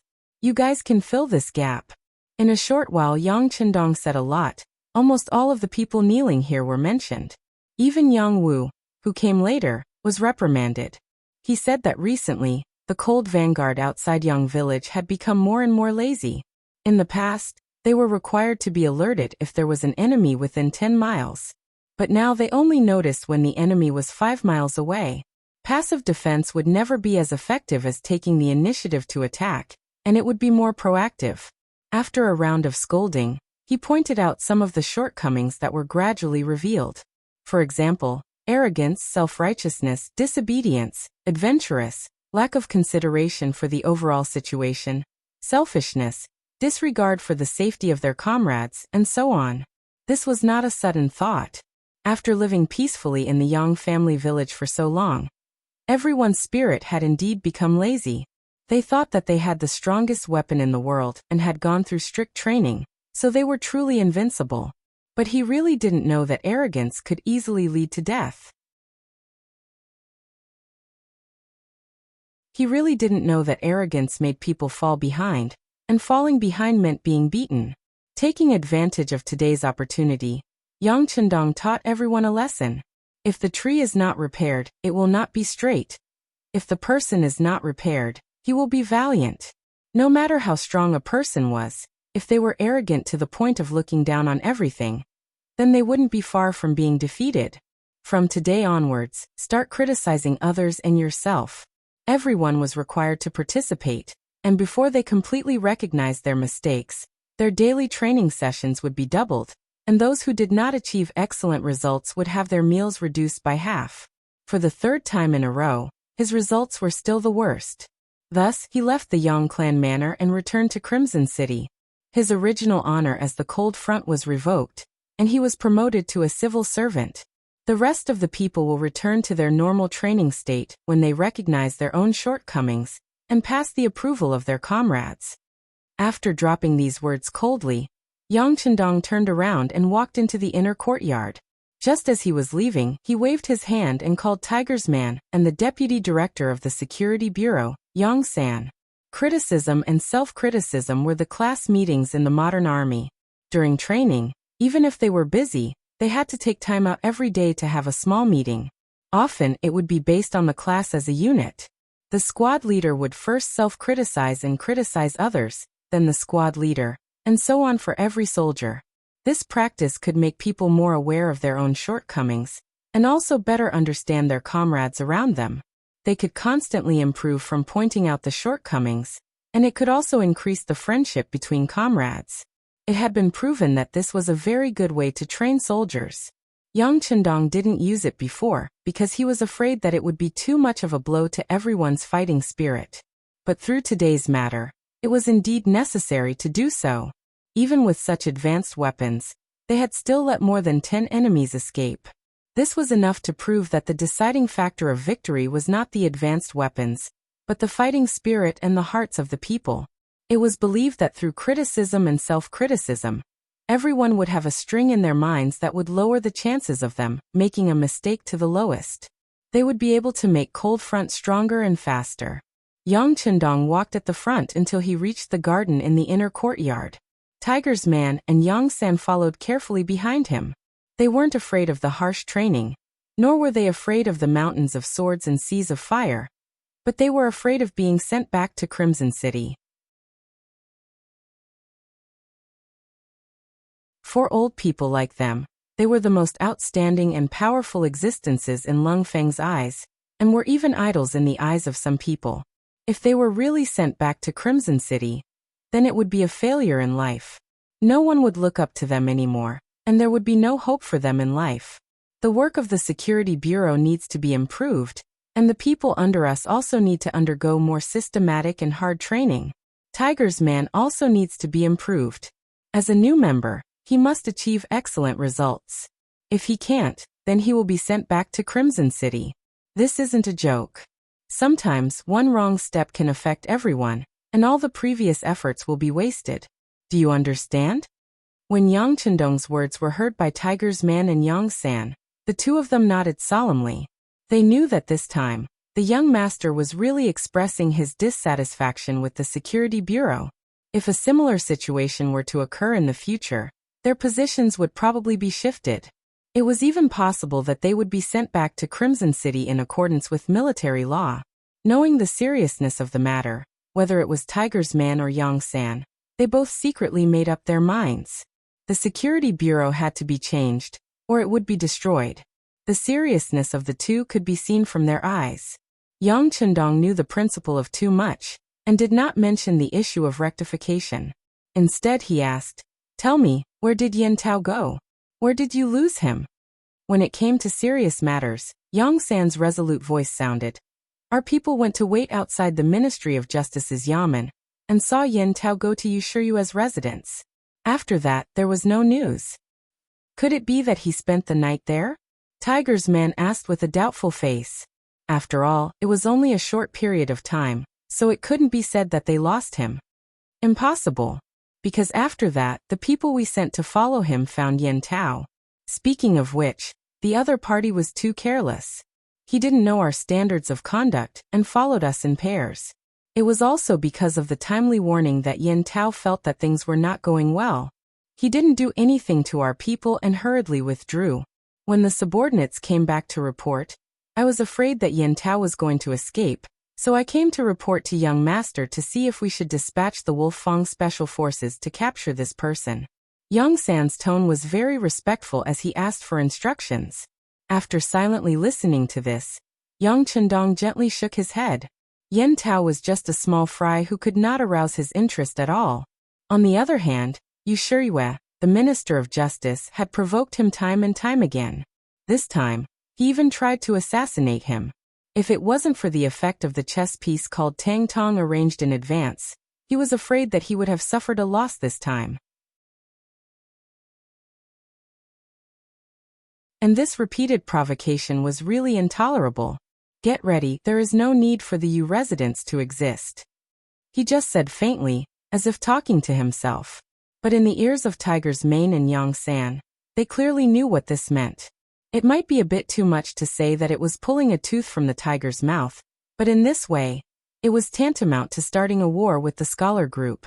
Yushuryue was nothing, but he was after all a second-rank official in the imperial court. If he was defeated, it was unknown whether the other officials and scholars would have the thought of a fox mourning for the death of a rabbit, and a heart of hatred for a common enemy. Although Yang Chendong's power had been rapidly developing in Qiqian City, the speed was fast enough to make anyone in the know speechless. But in the capital, he had always been very careful. Sometimes he looked arrogant, but when there was really a big matter, he would be calm and avoid confrontation with the entire noble family and the landowning class group. But this time, Yang Chendong finally decided to make a move. Maybe he was annoyed by the little guy jumping up and down, maybe he was annoyed and wanted to end it once and for all, or maybe he wanted to kill the chicken to warn the monkey. In short, this time he was going to make a move.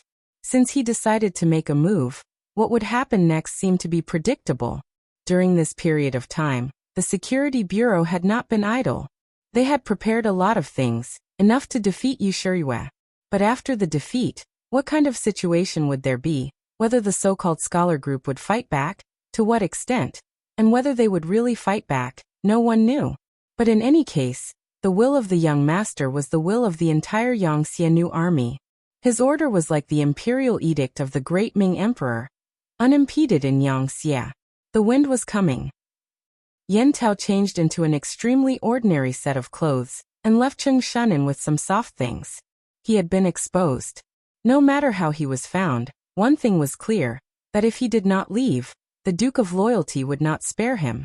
Although he was one of the chief detectives of the Ministry of Justice, in the eyes of ordinary people, he was already a superior existence, or someone who could not be provoked. But in the eyes of a big shot like Yang Chendong, he was not even a fart. Once Yang Chendong made a move, he might lose his life here before even seeing the person. This was definitely not what Yin Tao wanted.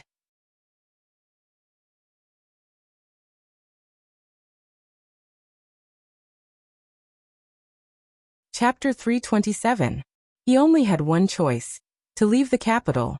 Fortunately, the world was very large, and the Ing sect was still in the south. Even if he couldn't, he still had quite a few of his fellow disciples in the south. As someone who had once roamed the Jianghu, he naturally didn't have to worry about survival.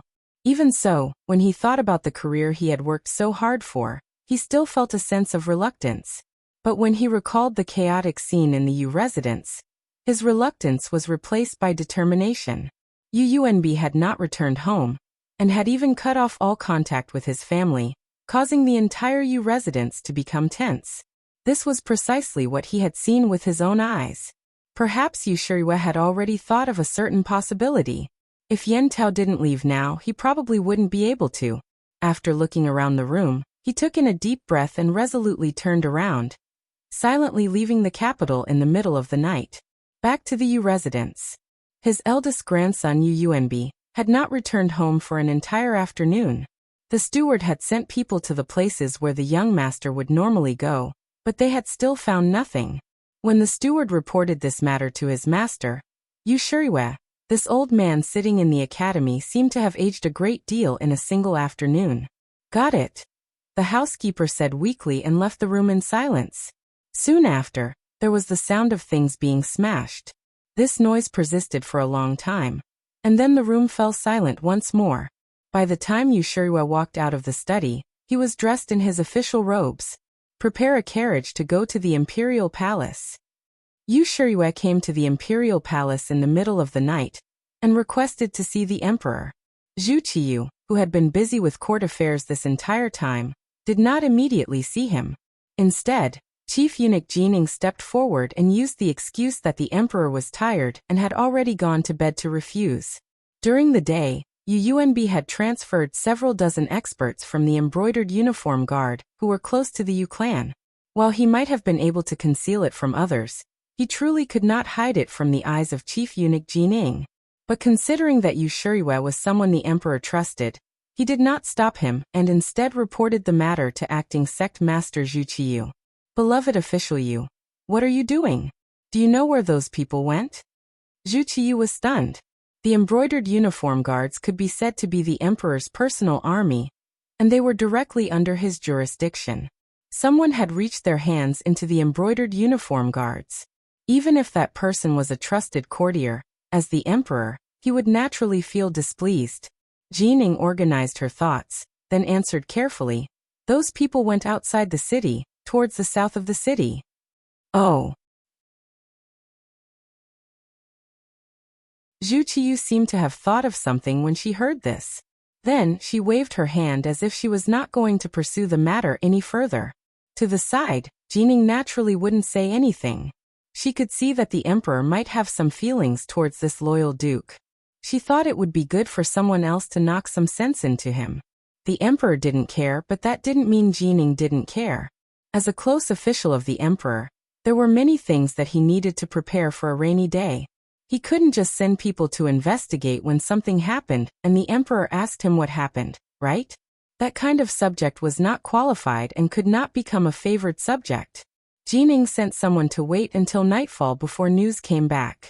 The person who sent the person didn't see anything, but they smelled the scent of blood and found the scene of the murder. According to the report of an experienced spy from the East Factory, there had probably been a fierce battle, and many people had died. People have died? A bloody battle? Jining formed an image in her mind. Then she shook her head. Now, no one had come to the imperial palace to see the emperor. From the looks of it, that loyal duke should be fine. If Yang Chendong was fine, then Yu Shirue would be the only one at a disadvantage. She had a rough idea of what had happened. That night, Yu Shirue appeared. After knowing that his request to see the emperor was fruitless, this minister of justice, an important official of the current court, and one of the representatives of the scholar officials group, actually knelt down with a plop in front of Jining, the eunuch. Eunuch Jin, on account of my respect for you, I beg you to save my grandson. In the eyes of others, a eunuch was a hermaphrodite. Even if he had some power, it was difficult for him to enter the eyes of an important official. But now, Yu Shirue, who usually didn't even need to kneel when seeing the emperor, was kneeling in front of Jining. At this moment, Jining felt a sense of pride and satisfaction. Look, this was the so-called scholar officials. This was the so-called orthodox scholar officials. Now wasn't he willing to kneel in front of a eunuch? But this feeling was fleeting. Jining quickly reached out to help Yushirue up. Official Yu, what are you doing? This eunuch is just a eunuch, someone who serves the emperor. How can I receive such a great gift? You can. This time, my grandson has done something foolish.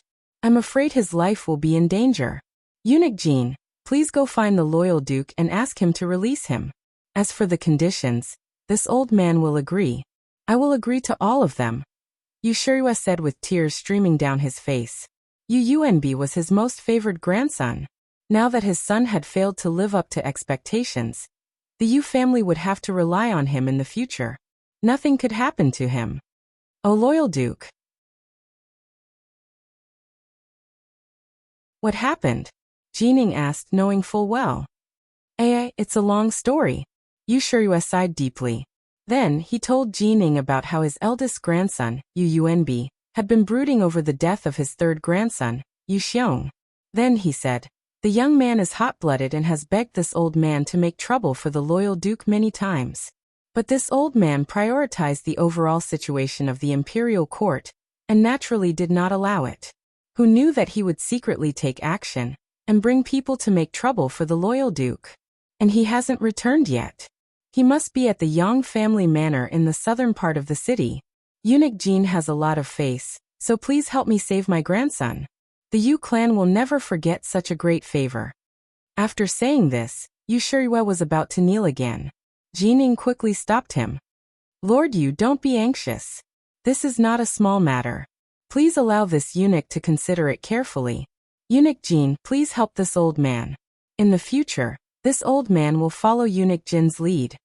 Seeing that Jining seemed to be hesitating, Yushirue was afraid that the other party would reject him, so he immediately made a heavy promise. The promise of a second-rank official was extremely important. Even Jining had to weigh the weight of this promise. He nodded and said, all right, let this eunuch think about it carefully. It's late today. Tomorrow, we'll go to the Yang family manor and ask for him. Jining couldn't refuse the loyalty of a minister, so he finally agreed. At this point, Yushirue also let out a long sigh of relief. Although he really wanted to go save his grandson now, the other party had already agreed. It wouldn't be good to rush him and make him unhappy. Yushirue left in the end. At this moment, he was looking forward to the arrival of dawn more than anyone else. However, for Yunb, he had the same feeling. Every day felt like a year. He was used to being high and mighty. Even when he ate and dressed in the manor, he had servants to wait on him. But now he was being hung up. The fear caused his nerves to be constantly tense. In addition, he had been shot and had lost a lot of blood. It didn't take long for him to feel sleepy. Every time this happened, there would be a loud noise by his ear, or cold water would be splashed on him, preventing him from falling asleep. Under this torment, Yunb's thoughts entered a muddle-headed state. When someone asked him about it, he blurted out a lot of things in a daze. Even he himself didn't know what he was talking about when he said those things subconsciously. That's enough. Have you written it all down? Yang Lu, who was in charge of the interrogation, looked at the member of Cold Front who cooperated with him. I've written it all down. The member of Cold Front who passed the stenographer test put down his pen with a sense of accomplishment. Then he looked at Yang Lu with a bright smile. He probably also knew that with what Yunb had said, the so-called Great Ming Dynasty's Minister of Justice, Yushirue, would definitely die. Okay, let's go see the young master. Yang Lu's eyes were also filled with excitement, as if he had done something great. Not long after, a few figures quietly left Yang Village. Not long after, the information they carried was sent to the security bureau in the capital. Then, it was distributed to the residences of several important officials in the imperial court. Who residence? There was no court session today. Hu Ming woke up very early. Perhaps it was because he was old and didn't sleep as much. Or perhaps it was because he felt that something was going to happen. Hu Ming didn't know what exactly happened yesterday, but his son was one of the officials of the embroidered uniform guard. Naturally, he knew a little about the embroidered uniform guard and the East Military Depot moving people out of the city. Moreover, based on his many years of experience, he believed that this matter had something to do with his grandson-in-law. Hu Ming didn't know how to evaluate Yang Qindong. He was young, talented, knowledgeable in military affairs and business. He had relied on himself to win the title of duke before the age of 20. Even when the Great Ming was founded, no one had been able to do such a thing. Just from these aspects alone, this grandson-in-law was very satisfactory. With this sort of in-law, the Hu clan would have no worries for at least several decades. Moreover, from the information he had gathered from various sources, his relationship with his granddaughter Yen'er was extremely good. The husband and wife respected each other and loved each other very much. It was impossible to find any fault with this. This sort of grandson-in-law could be said to be 1 in 10,000, or even 1 in 100,000. It was precisely because he was too young that he showed off his ability. Because of his great achievements, he had earned the emperor's suspicion, and he had repeatedly offended others in the imperial court, becoming the target of public criticism several times. At first, Hu Shao thought that Yang Qindong had done this on purpose. He didn't want to have a good relationship with the important officials in the imperial court, so that he could tell Daizong Zhu Qiyu that he didn't have the intention of starting a faction, and that he didn't want to form a small faction. You can rest assured. With this thought, Hu Ming was greatly relieved, believing that this was the result of him becoming an official. His many years of experience in the imperial court told him that imperial favor was vast and mighty, but imperial favor could also make a person fall from heaven to hell.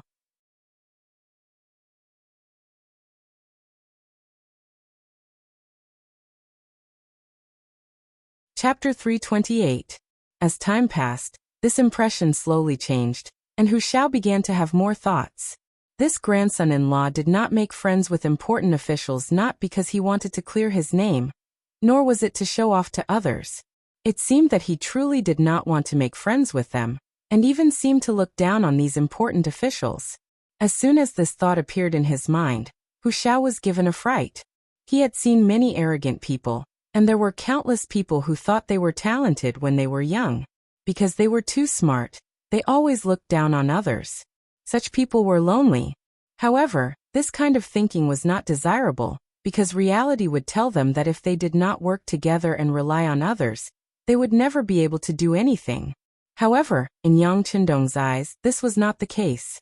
He was an expert who could do things without relying on others. For example, the establishment of the immortal abode and heavens beyond heaven did not rely on other factions. Yang Bao's establishment was even before he had made a name for himself. Later on, the Yang family bank became a hot topic, and its influence spread far and wide without anyone's help. Even Hu Shao, an elder who was related to him by blood, did not even ask for help. Yet he had done these things. Not only that, he had done so well. Even though he had been suppressed a while ago, he had managed to survive without any major chaos. He was an oddity among oddities, yet he could do everything well. Even if Hu Shao wanted to find fault with him, or even lecture him as an elder, he could not find a suitable reason. This made Hu Shao feel vexed. Perhaps it was because he had seen too many beneficial things in his life.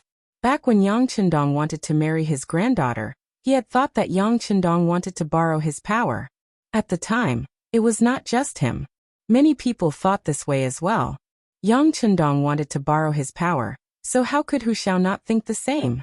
If the Hu clan wanted to develop, if they wanted to have good fortune, and if they wanted to continue, they also needed a strong alliance.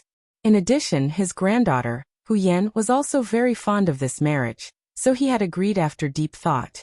For this reason, Hu knew how many people in the capital envied him. However, all of this changed on the day of their wedding. On the same day, Yang Qindong not only married Hu Yan, but also took in 3 concubines. Even though he had said that he had discussed this matter with the Hu clan, only Hu Shao knew that he had been completely unaware of this matter from beginning to end. This was tantamount to slapping his old face, but he couldn't say anything about it. He couldn't tell others that he didn't know anything. If he did, wouldn't he be slapping himself in the face? He suppressed the anger in his heart. thinking that in the future, when Yang Chendong came to ask him for help, he must give him a good beating.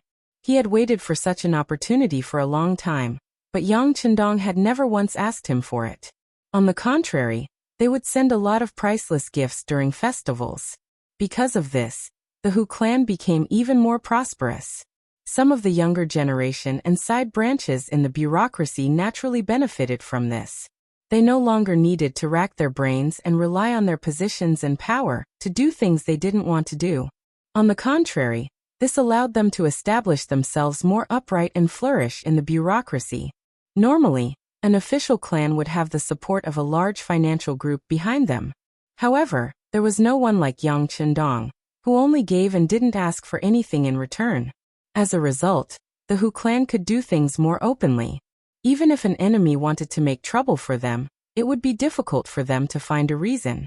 Because of their selflessness, many of the Hu clan's officials were more upright.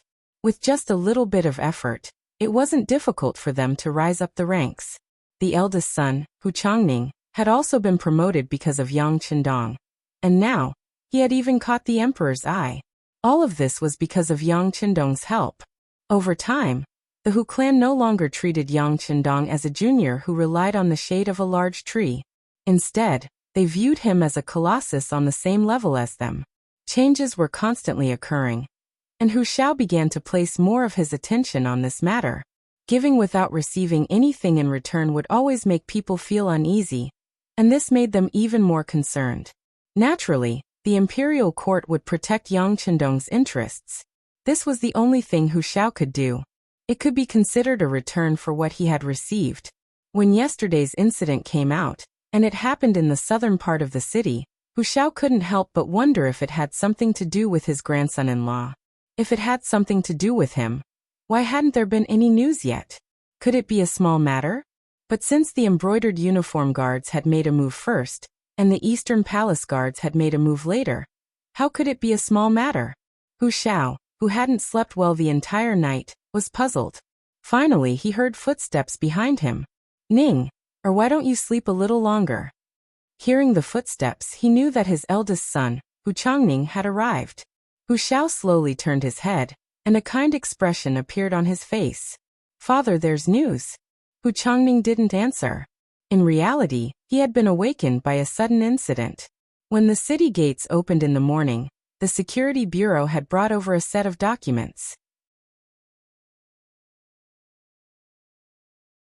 He hadn't woken up yet, but when he saw the documents and records in his hands, all his sleepiness disappeared, and he hurried over to find his father.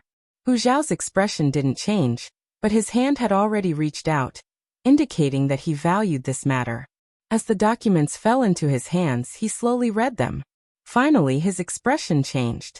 Sensing that his father was digesting the contents of the documents, Hu Changning carefully said, "The person who came is Chendong's trusted aide. He also sent over a handwritten letter. Give it to me."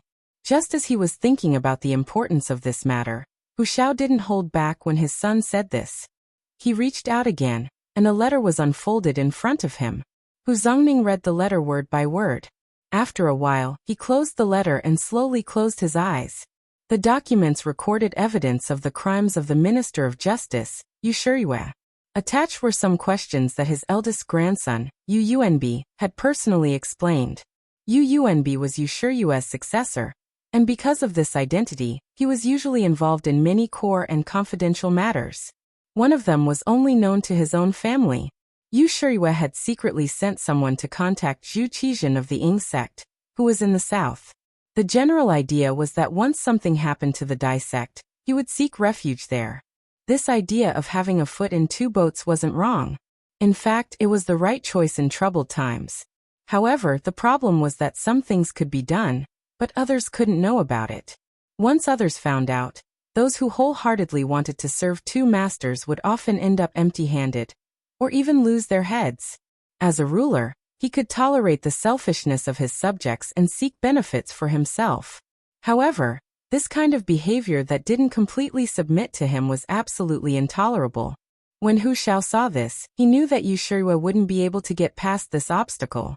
The result of touching the dragon's reverse scale was obvious. Hu Xiao didn't speak for a long time. Hu Changning, who was beside him, carefully asked, "Father, this is the minister of the imperial court. Why is Chen Dong forcing him to his death?" Hu Changning hadn't seen Yang Chendong's private letter before, so he naturally didn't know the reason. His thoughts were still stuck on the idea that since they were all important officials in the imperial court, it would be better to cover up for each other and find a good relationship. Beating someone to death like this would only make others wary of you and alienate you. This wasn't what a wise person would do. When Hu Xiao heard the question, he let out a long sigh and said, "Go take a look for yourself. Your son-in-law wants to go south to take a look. He's killing the chicken to warn the monkey before he leaves, reminding everyone. No, it should be said that he's directly killing the monkey." In the morning at Yang village, an unexpected guest arrived. The head eunuch, the official most trusted by the emperor, the head eunuch and head eunuch of the ceremony directorate, Jining, had arrived. Yang Chendong naturally knew why Jining had come so early in the morning. After meeting Jining in the side hall, without waiting for him to speak, the documents that had been sent to Hu Zhao's residence were placed on the table.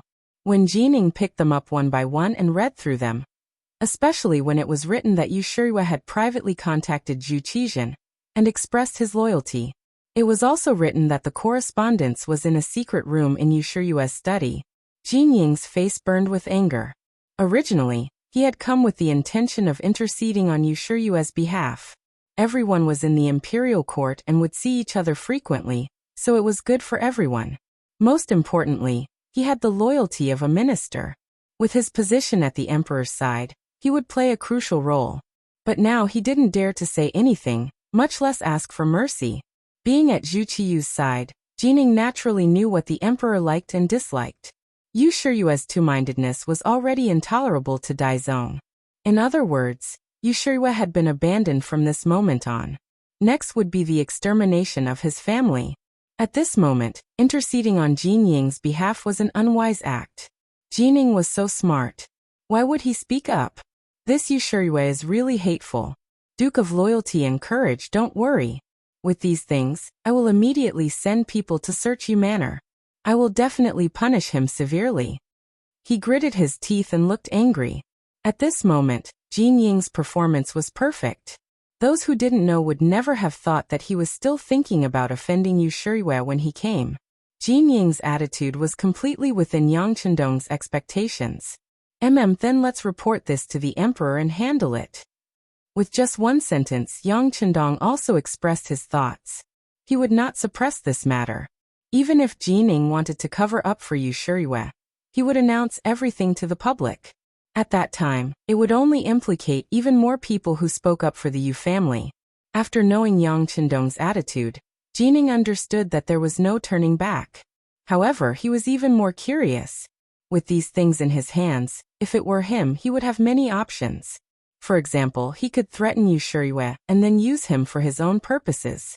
But why did Yang Chendong insist on making the matter public and putting Yu Shiyue to death?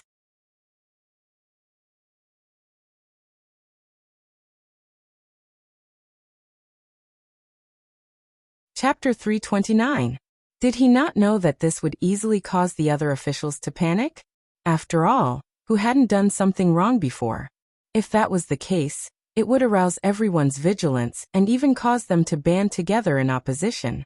Wouldn't that mean that their future path would become narrower and narrower? Jining had far too many questions. Fortunately, Yang Chendong spread out his words and gave an explanation that made the other party feel a sense of sudden realization. Eunuch Jin, my deceased father's birthday is approaching.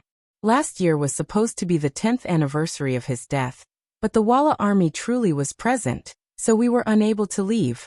Fortunately, the situation of the country has stabilized, and this duke has received His Majesty's great favor and has been granted the title of loyal and courageous. But in reality, I have been granted a fief of Janning residence. Thinking about it, it's been so long since I've brought Madam to see it, so it's best to end this matter together. Yang Chendong said in a rather sorrowful tone, his eyes seeming to be reminiscing about something. Speaking of which, Jining also knew Yang Rong. Strictly speaking, they had spent a long time in the same court. And now that Yang Chendong was speaking of filial piety, Jining had nothing to say. Yes, filial piety is the foundation of a person, but which madam will the Duke of Loyal and Courageous be bringing with you? Of course, the official wife. Yang Chendong said matter-of-factly, and then he added, "That's right, there's also third madam, Lady Shui. She's always yearned for the atmosphere of the South, so this Duke promised her long ago that she would come with us." Without waiting for Jining to say anything, Yang Chendong continued, "Of course, this Duke's roots are still in the capital. This is my business, and second madam and fourth madam will remain behind to manage it. When the time comes, I ask that eunuch Jin take care of it. This Duke will be endlessly grateful." Jin Ying's expression had already become extremely nervous, but when he heard the last part he clearly relaxed. And seeing Yang Chendong so courteous, he cupped his fist and replied, "Duke of Loyal and Courageous, please be at ease. But if there's anything you need, you can order someone to come find this Duke. I will do my best." Many thanks, many thanks." Yang Chendong cupped his fist in thanks, and the two seemed to have a very pleasant conversation. About an hour later, Jining left Yangjia village. What was different from when he came was that there were a few more banknotes in his bosom, totaling up to 200,000 taels. Come to think of it, almost every time Jining came to Yang Chendong, as long as she wasn't looking for trouble, she would receive many benefits. Moreover, she would receive many benefits. From this, it could be seen that Yang Chendong knew how to conduct himself. The carriages left the Yang Chendong manor. Jining, who was in the carriage, slowly closed her eyes. Her mind was filled with what Yang Chendong had just said. Now that she had a clear understanding of what had happened, Jining didn't know how to describe Yushiyue's actions. After thinking about it for a long time, he could only think of one word, and that was overestimating himself. Just because he had lost a round in the previous battle, he had been brooding over it. Now that he finally had the chance, he wanted to kill the other party. If things weren't done beautifully, and you weren't prepared enough, and the worst thing was that what you were doing wasn't clean, what kind of ending would happen to you was already destined. This was why Yang Chendong had angrily attacked. But now, it seemed that this person had a sense of propriety. Not only had he targeted Yushiyue, he had also produced ample evidence. At the same time, he had stated that he would be leaving the capital for a period of time. This was clearly to alleviate the pressure and influence of this matter on the officials. At the very least, Jining was in favor of Yang Chendong leaving for a period of time. At this time, the army was being mobilized and the imperial power was being tightened. With Yang Chendong around, it gave people a sense of awe. And without him, many things would go much more smoothly. Moreover, the Duke of Loyalty and Courage had said that this would be his base. When he left, he would only take the first madam and third madam, leaving the second madam and fourth madam behind as hostages. In this way, there was no need to worry that he would do anything to harm Baiming. With this thought in mind, Jin Ying's complexion improved, and her lips naturally curved into a smile. In the imperial palace of the capital, although there was no court session today, the temporary emperor was still extremely busy. Many memorials awaited his approval, and many important matters of state and military required his final decision. Perhaps this was the emperor's mission. He was destined to toil for the rest of his life. However, even if that was the case, many people only saw the scene of him grasping great power and controlling life and death in his hands. They did not see how much he had paid for it, and how much happiness he should have given up in his life. In Celestial Worship Palace, Zhu Qiyu was burying his head in a small mountain of memorials, his face occasionally calm and occasionally tinged with anger. There were quite a few minor eunuchs in the hall. They carefully stood there, their bodies slightly bowed as if they were ready to receive orders at any time. But they truly did not dare to make the slightest noise, as if they were afraid of alarming the emperor and incurring the wrath of the dragon. Then footsteps came from outside the hall. When all the eunuchs' expressions became more respectful, Zhu Qiyu, who was immersed in his work, slowly raised his head.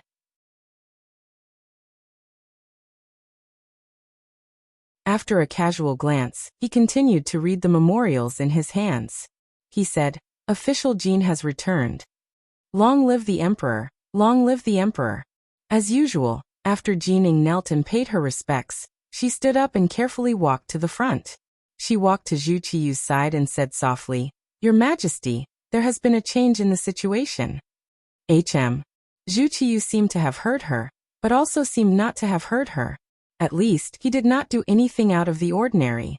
But Jining, who was used to serving him, knew that Zhu Qiyu had completely listened. She continued in a small voice, "Your Majesty, Yu Shuriwei is suspected of treason." As if suddenly awakened, Zhu Qiyu abruptly turned his head. He glared fiercely at Jining and said, "Qing, say that again." Jining knelt on the ground with a thump. As if she was frightened, she continued, "Your Majesty, Yu Shuriwei has secretly contacted Zhu Qizhen of the Ying sect. He has the intention to submit." Bastard! When he heard Zhu Qizhen's name, Zhu Qiyu's expression was clearly furious. But no one knew whether he was scolding Jining or Yu Shuriwei. Because of Zhu Qiyu's anger, the temperature in Fengtian Hall seemed to have dropped. The other eunuchs bowed even lower. At this moment, it was so quiet that even the sound of a pin dropping could be heard. After about 3 or 4 breaths, Zhu Qiyu seemed to have adjusted his state of mind. His voice was no longer as frightening as before. Perhaps he had slowly begun to digest this news. "We have treated Yu Qing well. How could he do such a thing? Do you have sufficient evidence for this? This subject has just returned from Yang village. Everything was told by the Duke of Loyalty and Courage. I heard it from Yu Shiyue's eldest grandson Yu Yuanbi. It should not be false. But after all, this involves the position of minister." This subject did not dare to make any rash comments and did not send anyone to obtain evidence. "Send someone to get it. We want to see the evidence. We want to see the evidence." Zhu Qiyu's voice grew louder and louder, as if his anger was rising. "Yes, this subject will send someone to do so. Your Majesty must take care of your health."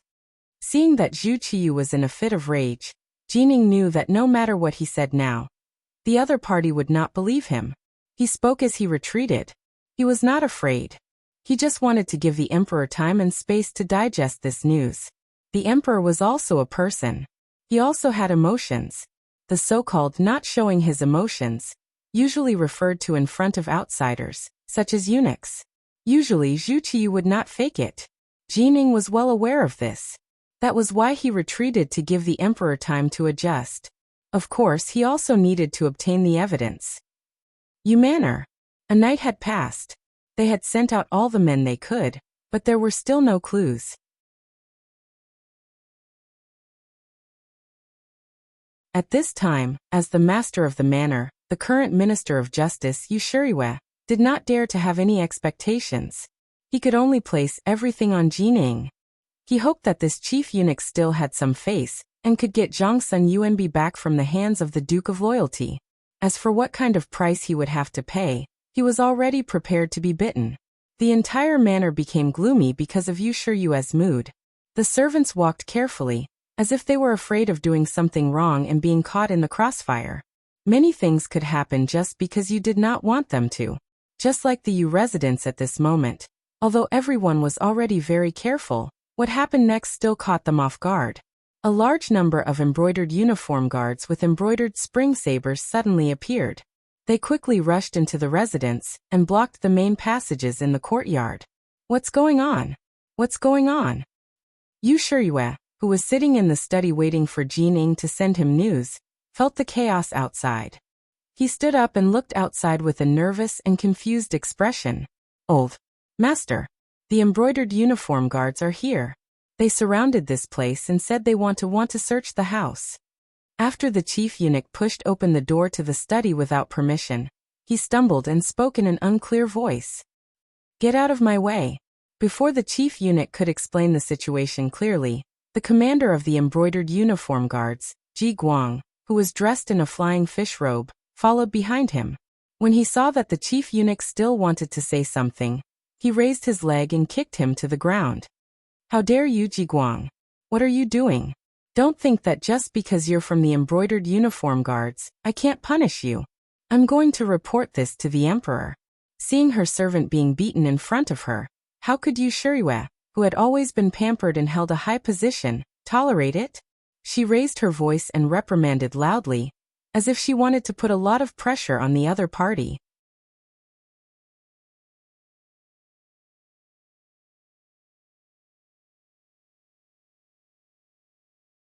Chapter 330. Yu Shuriwe was the Minister of Justice.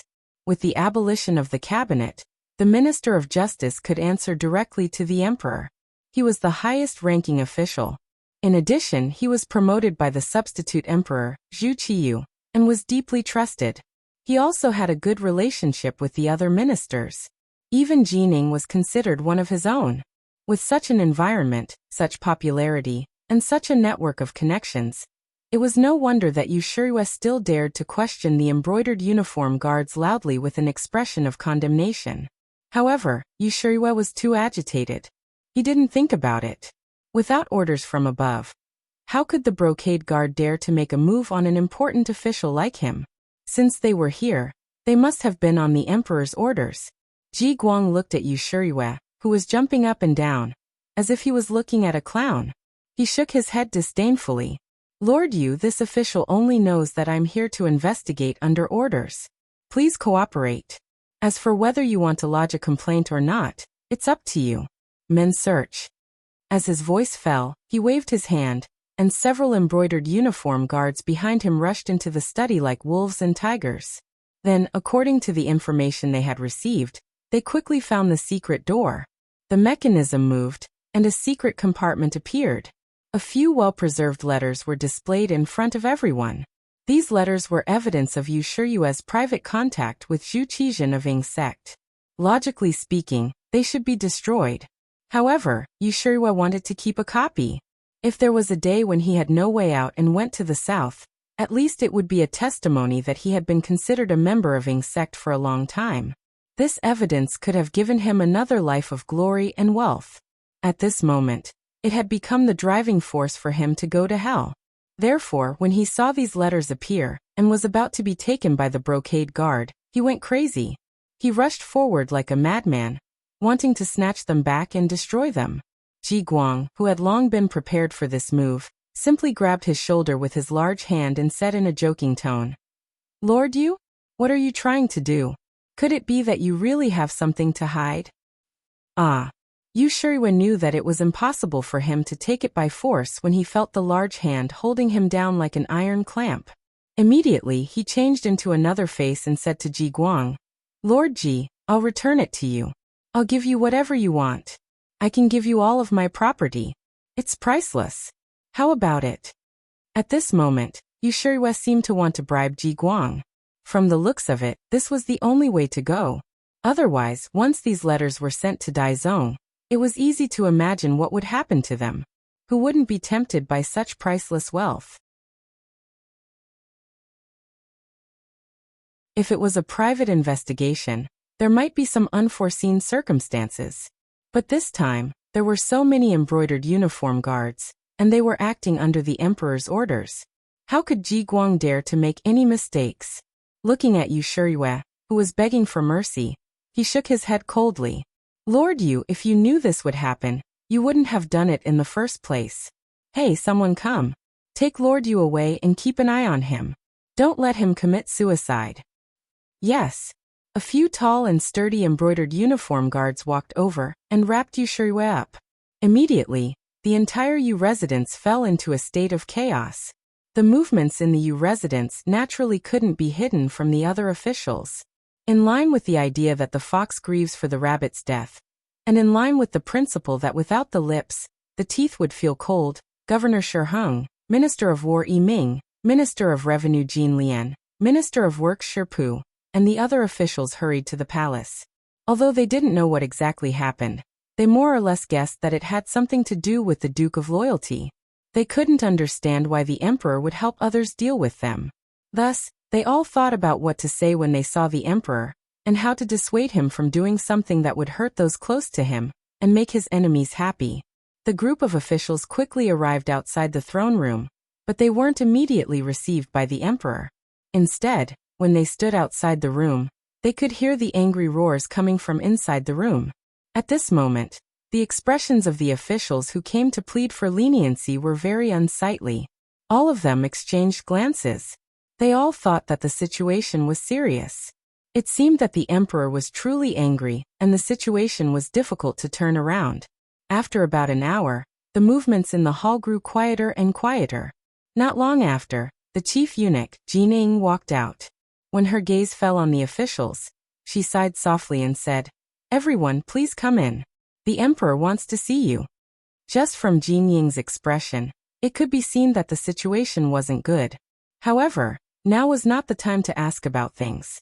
The officials immediately entered the throne room and saw Zhu Qiyu, who still had a furious expression on his face, glaring angrily at them from his dragon throne. Just from that gaze, the officials felt that the atmosphere wasn't right. Even so, they still forced themselves to kneel on the ground and loudly shouted, "Long live the emperor!" In the past, after greeting each other, Zhu Qiyu would say, "Rise," and everyone would rise. However, this time he didn't say anything. The officials could only kneel there, unable to rise. Time seemed to stop here. There was no sound in the hall. Under this kind of atmosphere, the officials kneeling on the ground didn't dare to raise their heads to look.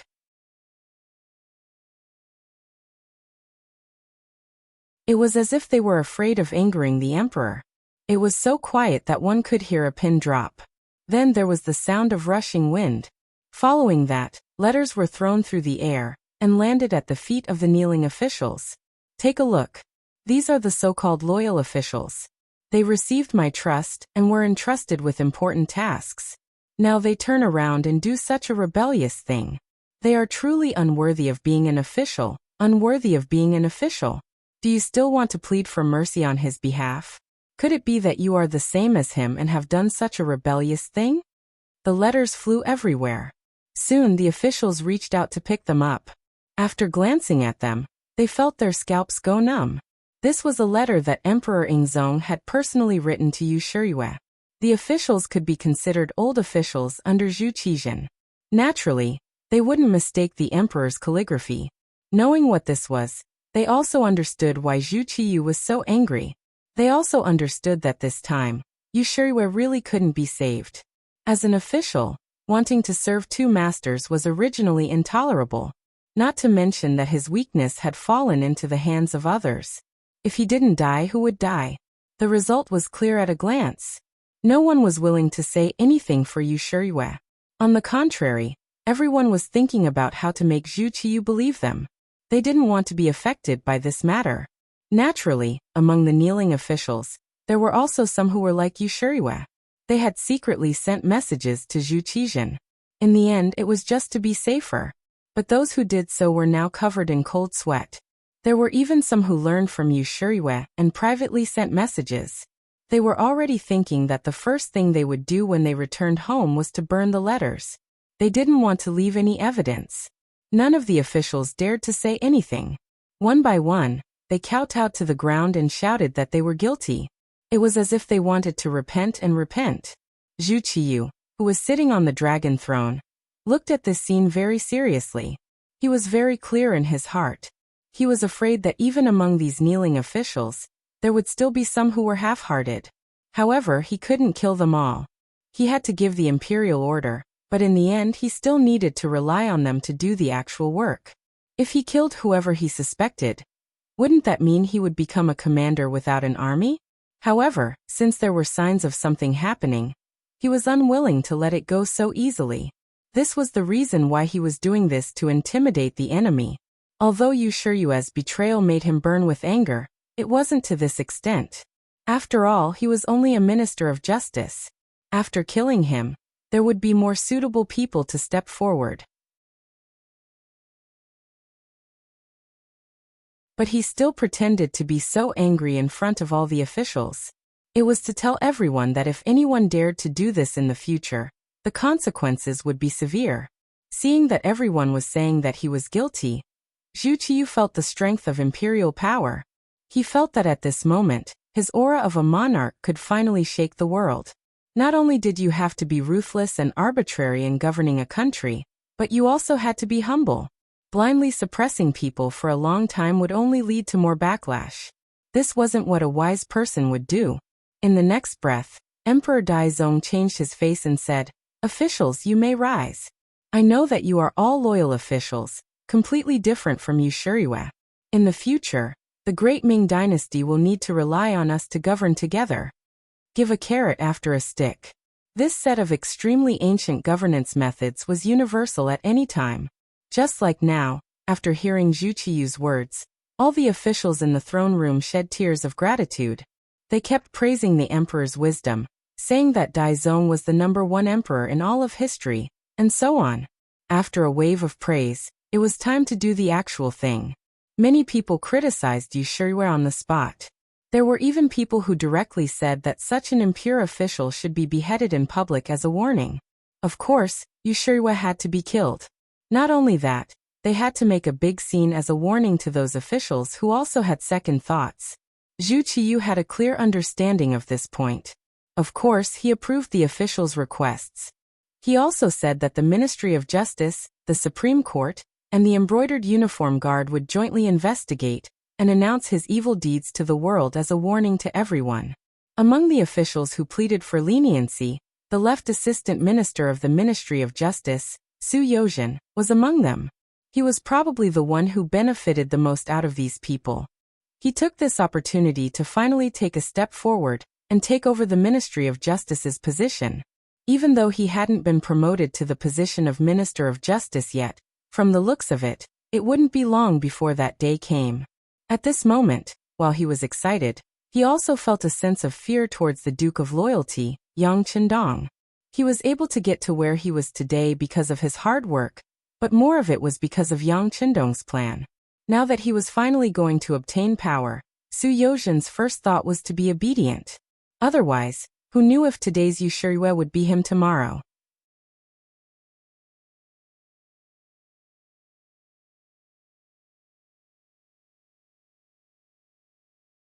Chapter 331. Zhu Qiyu was very satisfied with the performance of the officials, and left happily. Leaving behind the 3 officials, the group of 5 discussed as they left the hall. Su Yozhen's side was even livelier. Shi Heng, Shi Pu, Yiming, Jin Lian, and the others naturally gathered around him, congratulating him one after another. Su Yozhen accepted them one by one. He didn't mind building a good relationship with these people, and he believed that Yang Qindong would also be happy to see this. It was as if he had entered the tiger's den. Yu Shiyue's matter seemed to have been settled. With that handwritten letter as evidence, no one would be able to reverse the situation. Since they couldn't shake him, everyone chose to draw a clear line between them and hit him while he was down. In a short period of time, more and more of Yu Shiyue's crimes were revealed to the public. Even the family members of the guilty official, Li Wenxiao, were dug up, and evidence of Yu Shiyue's crimes were brought out. But relatively speaking, this was just a stone in the well. After his private contact with Zhu Qizhen was exposed, his fate was already sealed. From Yu Xiong's death to Yu Shiyue's imprisonment, it had only been a few months since the Yu clan's defeat. Anyone who knew the inside story knew that while it was one thing to seek death, it was more to do with loyalty. For a moment, Yang Qindong couldn't help but become the target of public criticism. Fortunately, he had already prepared a countermeasure. At this moment, he was packing up his things and preparing to leave the capital. Yu Shiyue's case was in its final stages. With the tacit approval of Daizong and Zhu Qiyu, the consequences could already be imagined. Yu Yuanbi was also released by Yang Qindong. The pitiful young master thought that he could be saved, but he didn't expect that as soon as he arrived at the Yongding Gate, he would be captured by the constables of the Ministry of Justice who used to smile at him. These constables, who used to look up to Yu Yuanbi when they saw him, suddenly changed their expressions, as if they were fiends who had walked out from the depths of hell. With such a huge matter and the collapse of a minister, Yang Qindong knew that he had to leave the capital. Otherwise, if he continued to stay here, who knew how many people would be concerned about him? Although he had Lung Feng by his side and his safety wouldn't be a problem for the time being, it was hard to predict what would happen if a string was stretched too taut. He would never do something as stupid as putting himself in the center of a whirlpool. When the matter was done, he left with a flick of his sleeve, concealing his achievements and fame. This was what a wise man should do. Fortunately, the acting ancestor emperor already knew about his departure, and judging from his attitude, he was very much in favor of it. No matter what, Yang Qindong's existence was a kind of pressure.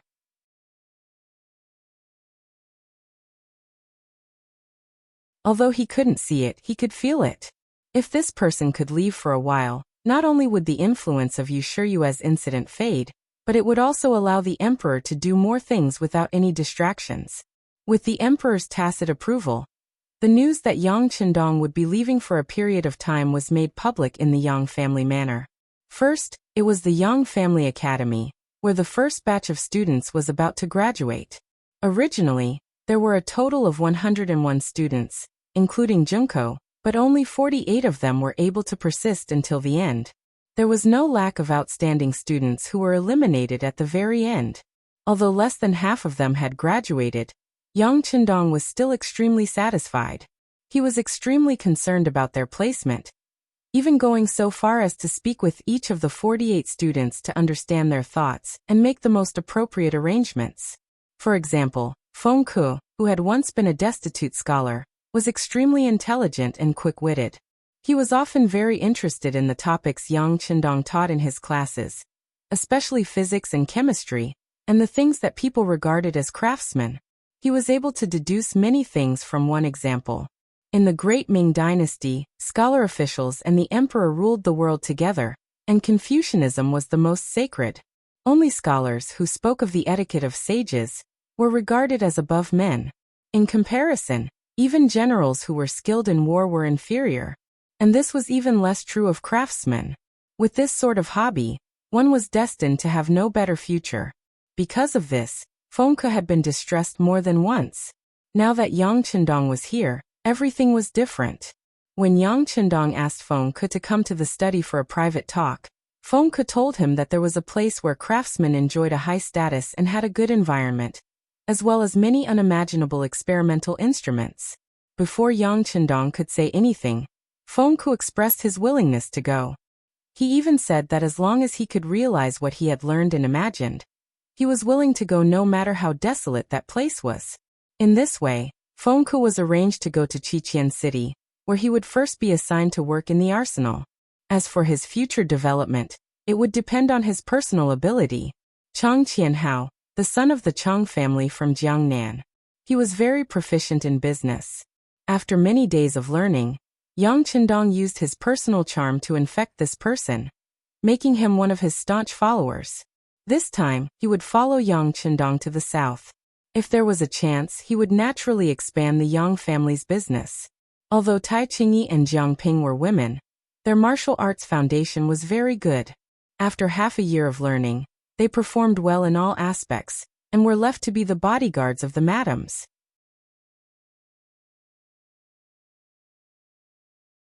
In the study, Yang Qindong took out two seemingly very small Browning women's pistols. Both Tai Qingyi and Jiang Ping had dabbled in pistols before. They had even shot targets when they were students and had good results.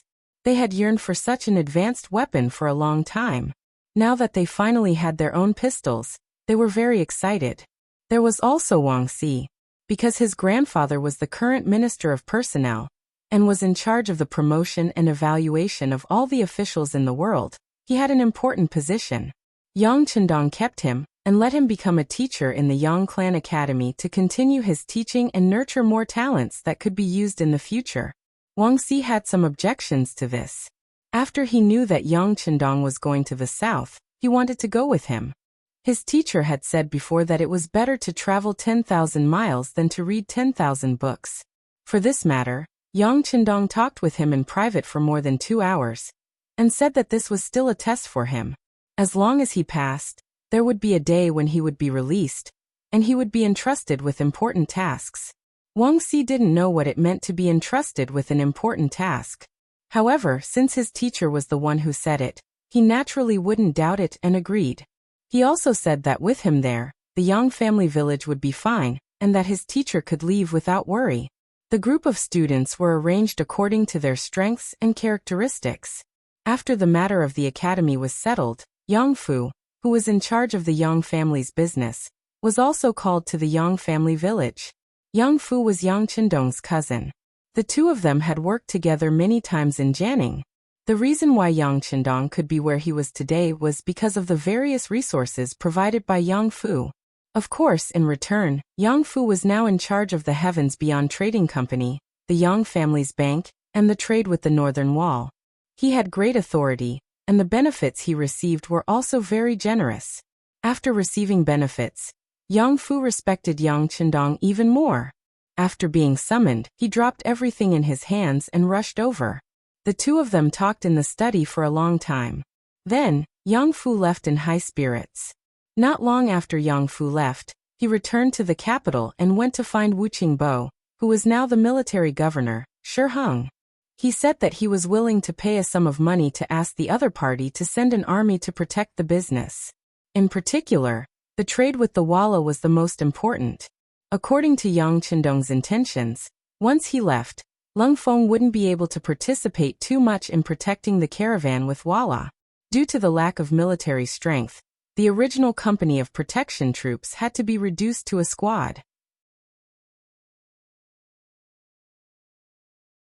The reduction of military strength required other people to take over.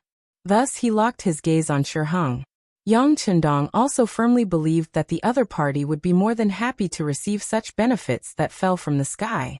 It was just as he had expected. Yang Fu took the initiative to look for him.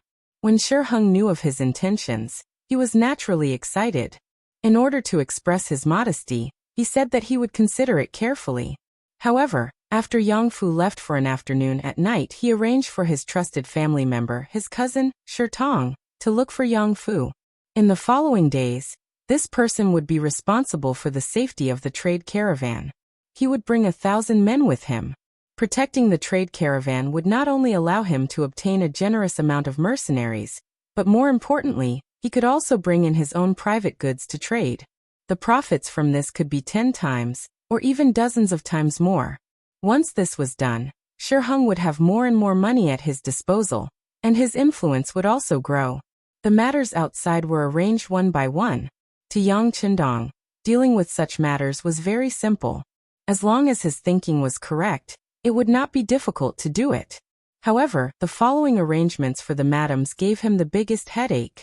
According to what Ji Ning had said before, he could not take all of the madams with him. Taking 2 and leaving 2 behind meant that his home was still here. It could also be said that he was leaving behind hostages. First Madame Hu Yan and third Madame Shui, who were called along, were naturally happy and delighted. Second Madame Qiao Yin and fourth Madame Lady Xiang, who were not called, were naturally not in a good mood. This was especially true for Qiao Yin. She had been Yang Qindong's personal maid before, and had never left the young master's side since she was young. Even during the trip to Crimson City, she had followed him all the way. Now that they were suddenly separated, it was easy to imagine how reluctant she was to part with him. For this reason, Yang Qindong accompanied Qiao Yin alone for the entire night. Under the dual attack of actions and words, Qiao Yin was finally persuaded. Not to mention actions, Qiao Yin practically spent the rest of the night begging for mercy. In terms of words, he said, "People will eventually grow up. I already have 4 madams, so I have more to take care of in terms of basic necessities. Qiao Yin does not have to be as busy as before." This separation is also for the sake of better reunion in the future. You're tuning in to the Li Mei's Sword of Destiny YouTube channel.